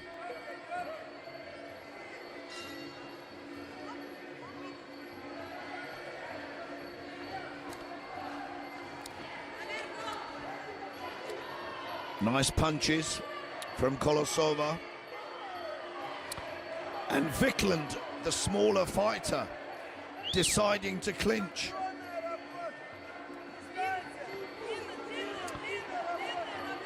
And Vikland on her toes, moving side to side. She slips to the ground.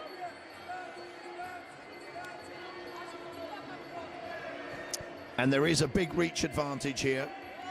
High kick from Kolosova. Right hand. Now they clinch again.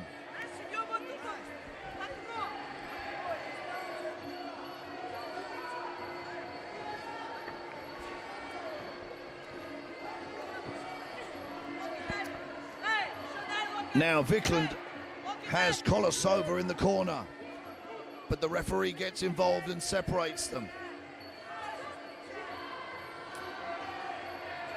Vikland on her toes. Left hand kick, right hand from Kolosova.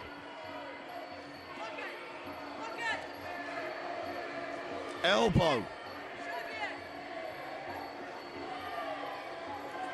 Both exchanging knees in the clinch. I think Kolosova there getting the advantage. Front kick from Vikland.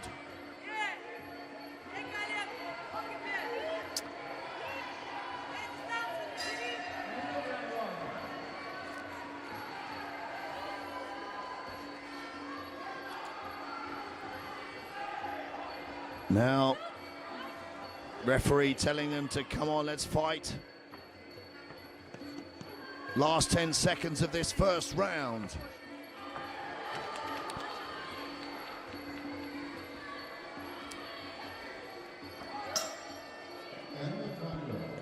Well, end of round one. And I think,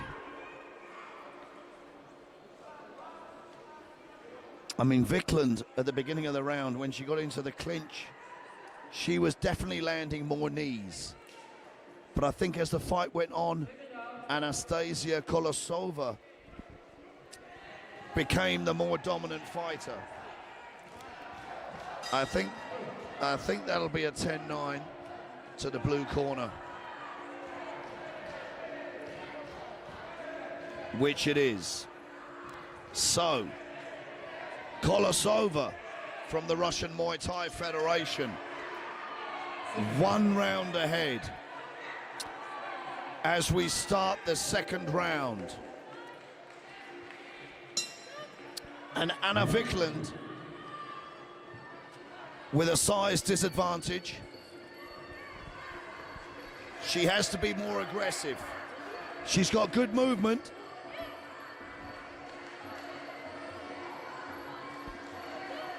And you see there, they're bouncing around, trying to work each other out, but the referee's telling them, we need to see some action.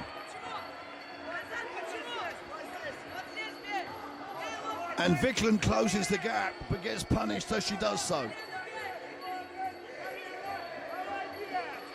Making life uncomfortable for Kolosova, but Kolosova landing knees.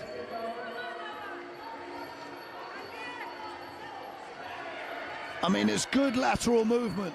That's a nice high kick. Front kick from Vikland. Elbow and a knee from Kolosova.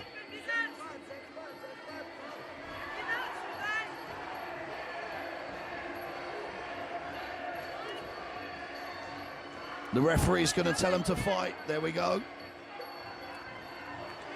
They've got to engage.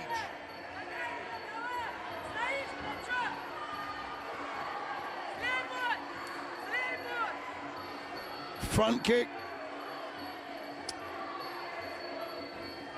And Kolosova there showing her size advantage. Spinning Vikland to the canvas.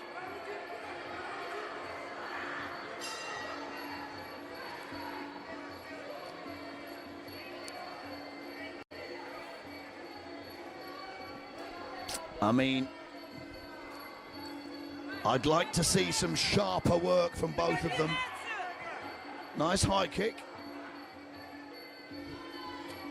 But once again, we haven't seen many low kicks during this contest,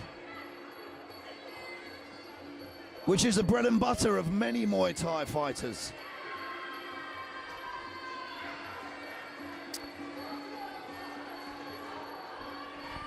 So 30 seconds. We're coming up to 30 seconds left of this second round. That's better work. Now they're getting busier. The referee pulls them apart, tells them to fight on. And you have to say that Vikland is a very game fighter. She wants to fight.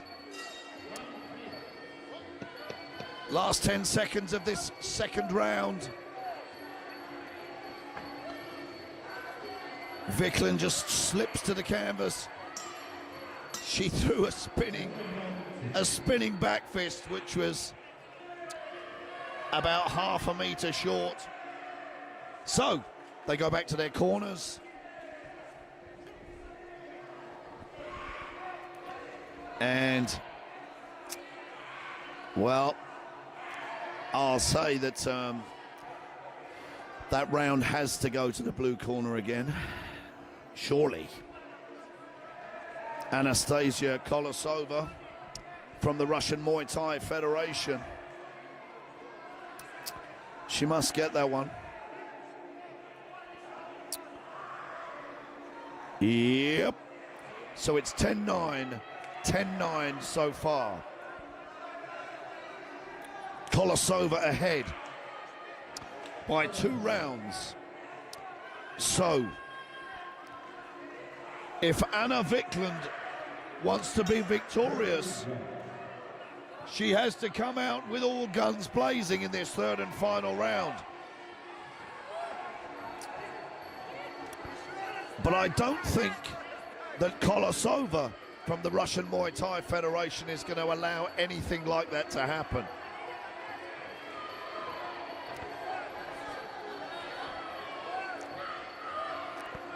There we see that uncomfortable clinch work again.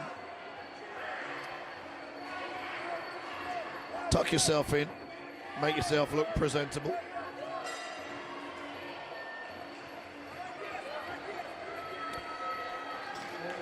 I'd be interested to know what Anna Vikland actually weighed. Spinning back fist there from Kolosova. Because you have to agree that these two girls actually look like they're in different weight categories. But it might just be a height thing. Nice left hand there. Then a nice front kick from Kolosova.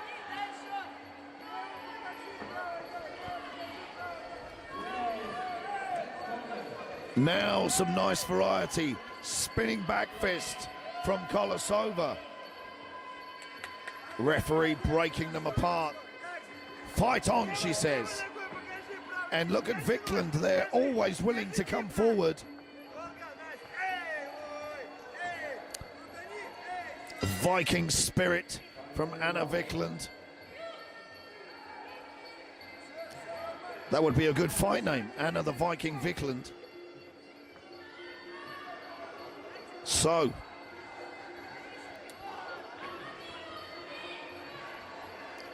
Vikland pushed into the corner, but Kolosova not able to really do any damage.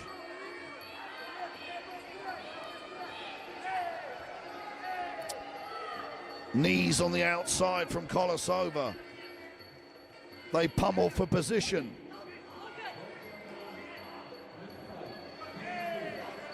And Vikland still coming forward. It doesn't matter what Kolosova throws. Vikland walks straight through it and still wants to fight. A high kick. Knees. 20 seconds left of this third round.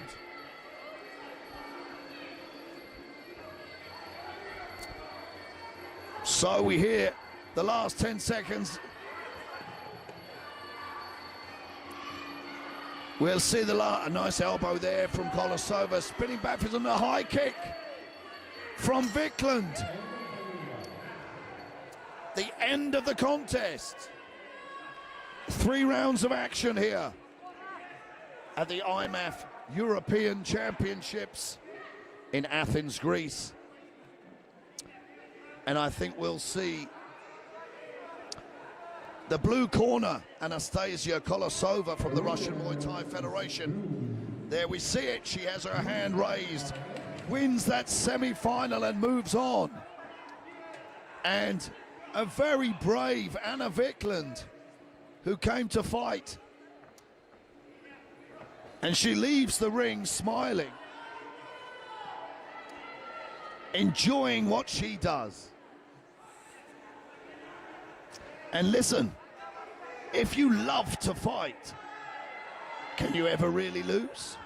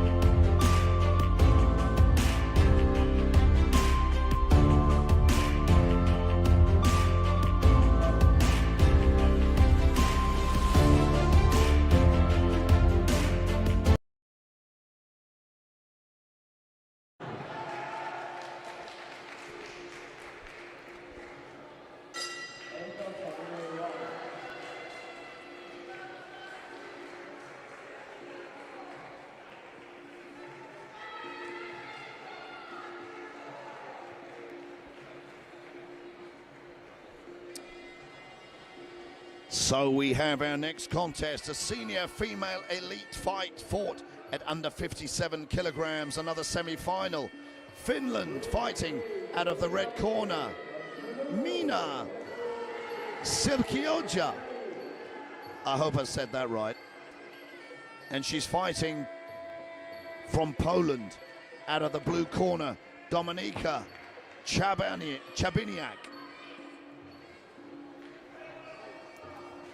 Surkioja. That's probably how you pronounce it. Surkioja. Surkioja.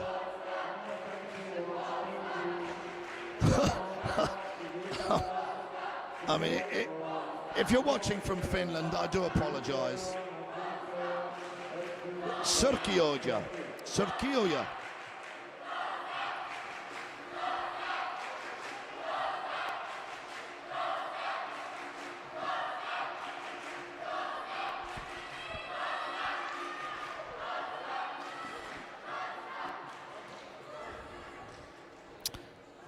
And I mean, tell me how many, if you are from Finland, how many Englishmen can actually speak your language? Tell us that. Because it's certainly not easy. How would I learn how to speak Finnish if I can't even pronounce one of the names? Good grief. But anyway, here we go. Peania Silkioja from Finland fighting Dominika Chabiniak from the blue corner, fighting out of Poland. This fight under 57 kilograms. And a lot of punches being thrown early on. The Finnish fighter there landing a big right hand. Poland fighting back. Knees on the inside.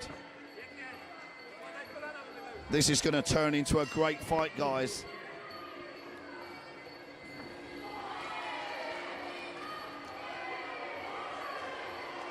I'm not going to try and pronounce the Finnish name. I'm just going to say Mina. Mina.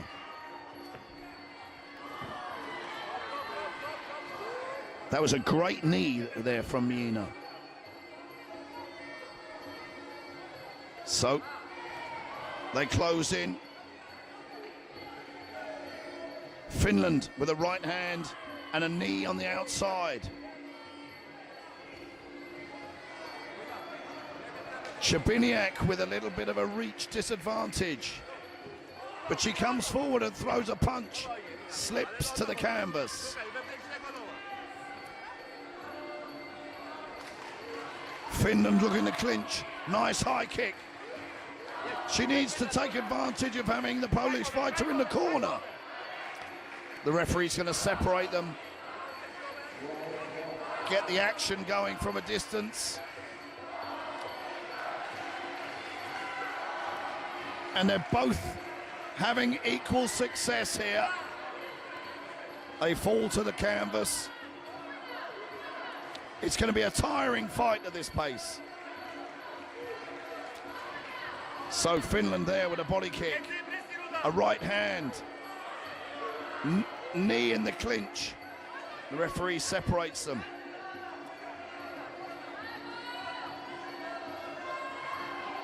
Lovely uppercut attempt there from Sergioja. Right hand. Nice knee, I could feel that from here. They're right above me.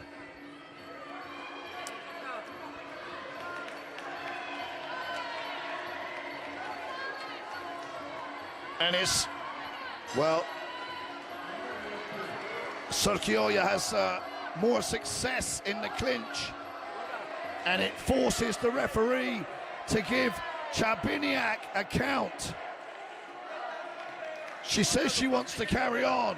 Last 10 seconds of this round. Sergioja rushes across. And a fight. The round is over. Back to your corners, ladies. Now, that first round has to go to the red corner. I won't allow any other score than a 10-9 or a 10-8 to the red corner. The Finnish fighter, Minna Sergioja.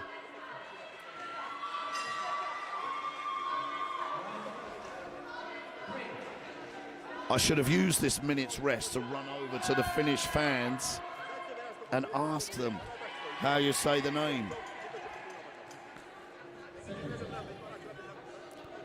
So seconds out. Here we go for the second round. And will the tactics be any different?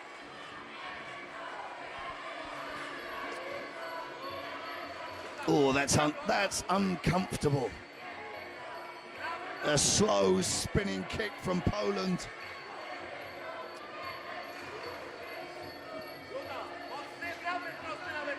I'd like to see some punches.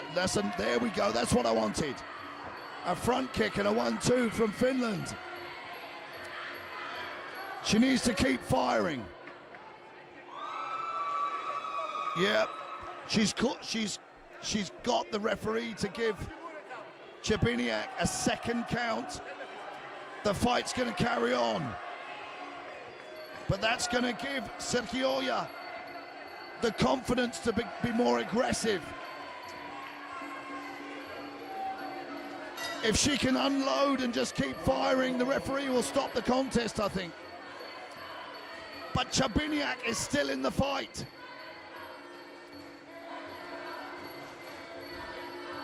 Nice jab. And Sergioya is getting tired, but she needs to keep coming forward.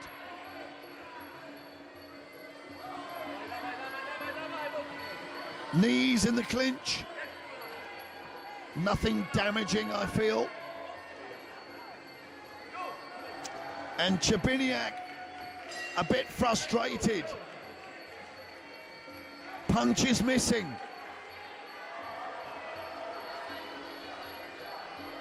Uppercut on the inside. Both exchanging punches, both landing.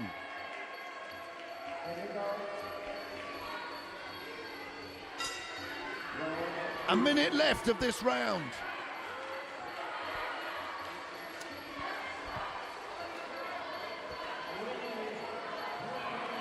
And now, well, Chabiniak there just managed to catch Sergioya with a punch.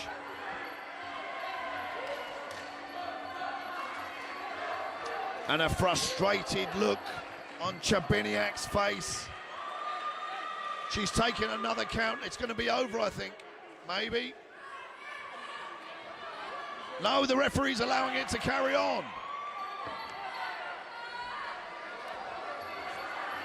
Sergioya holding on. Uncomfortable clinch work. It's frustrating to watch when they throw punches and they're not accurate. There's the end of the second round. And I will advise both girls, well, it's not necessarily their fault, but this is where pad work is so important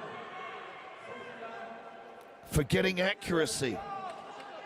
You can punch as hard and fast as you like, but if you can't hit the target on the button, then it's no good.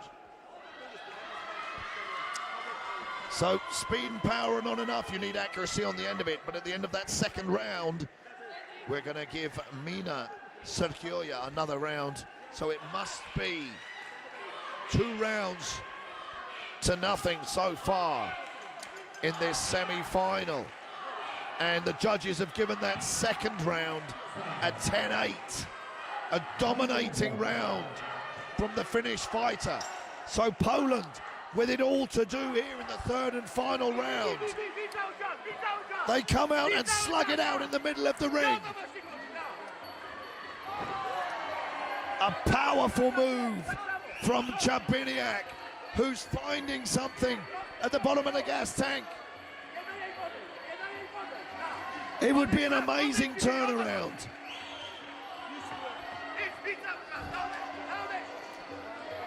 She's landing punches. Well, this is extraordinary. Dominika Chabiniak with the heart of a warrior, making a comeback in this third and final round. But she can't wait.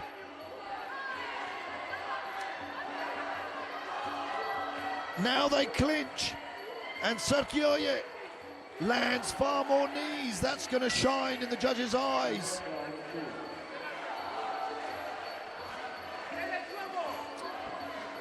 She clinches again.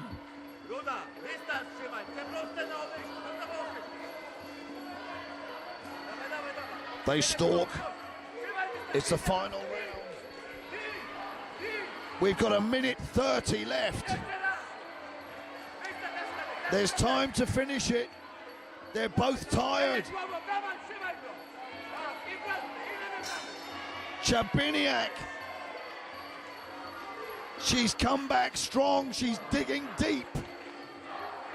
A Polish warrior.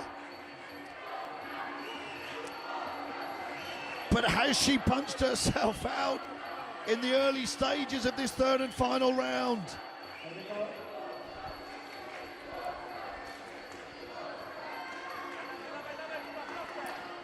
Well, the action, it's slowed down a bit now. A minute left.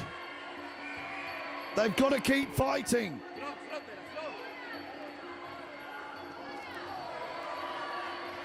Now Sergioia coming back with those knees in the clinch.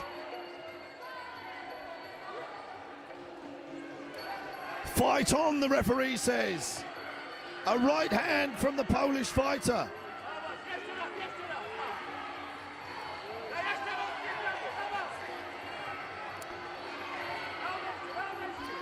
Once again, I'd like to see more accuracy.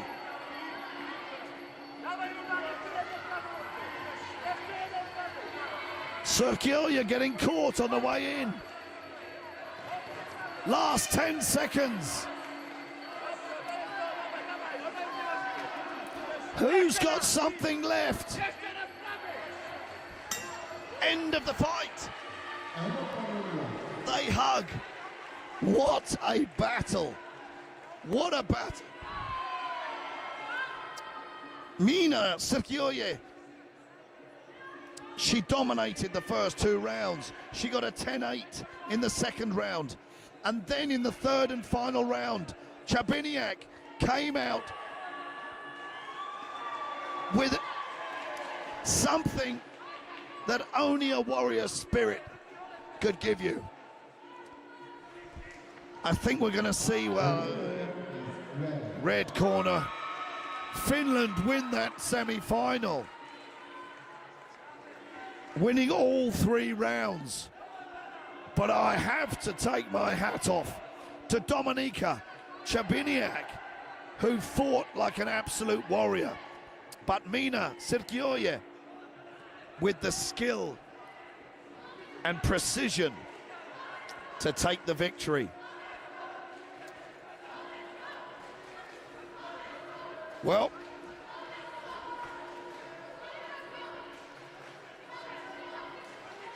Regain 60-17 division.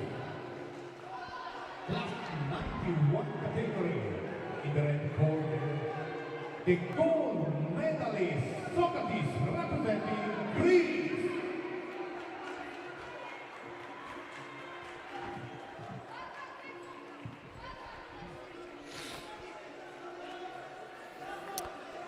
well, just getting Red and gold. gold medal there being presented inside our ring as we come to the end of the action on the 4th day of the IFMA European Muay Thai Championships. The fighters are exhausted. The officials are exhausted. I'm losing my voice, but we love it so much. We can't wait for more action tomorrow. So, guys, tune in. Do not miss more IFMA European Muay Thai Championship action tomorrow.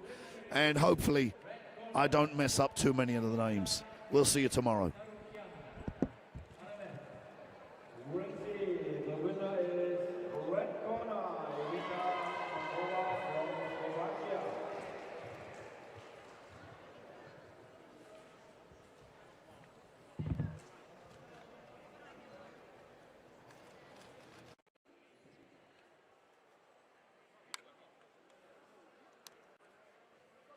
Final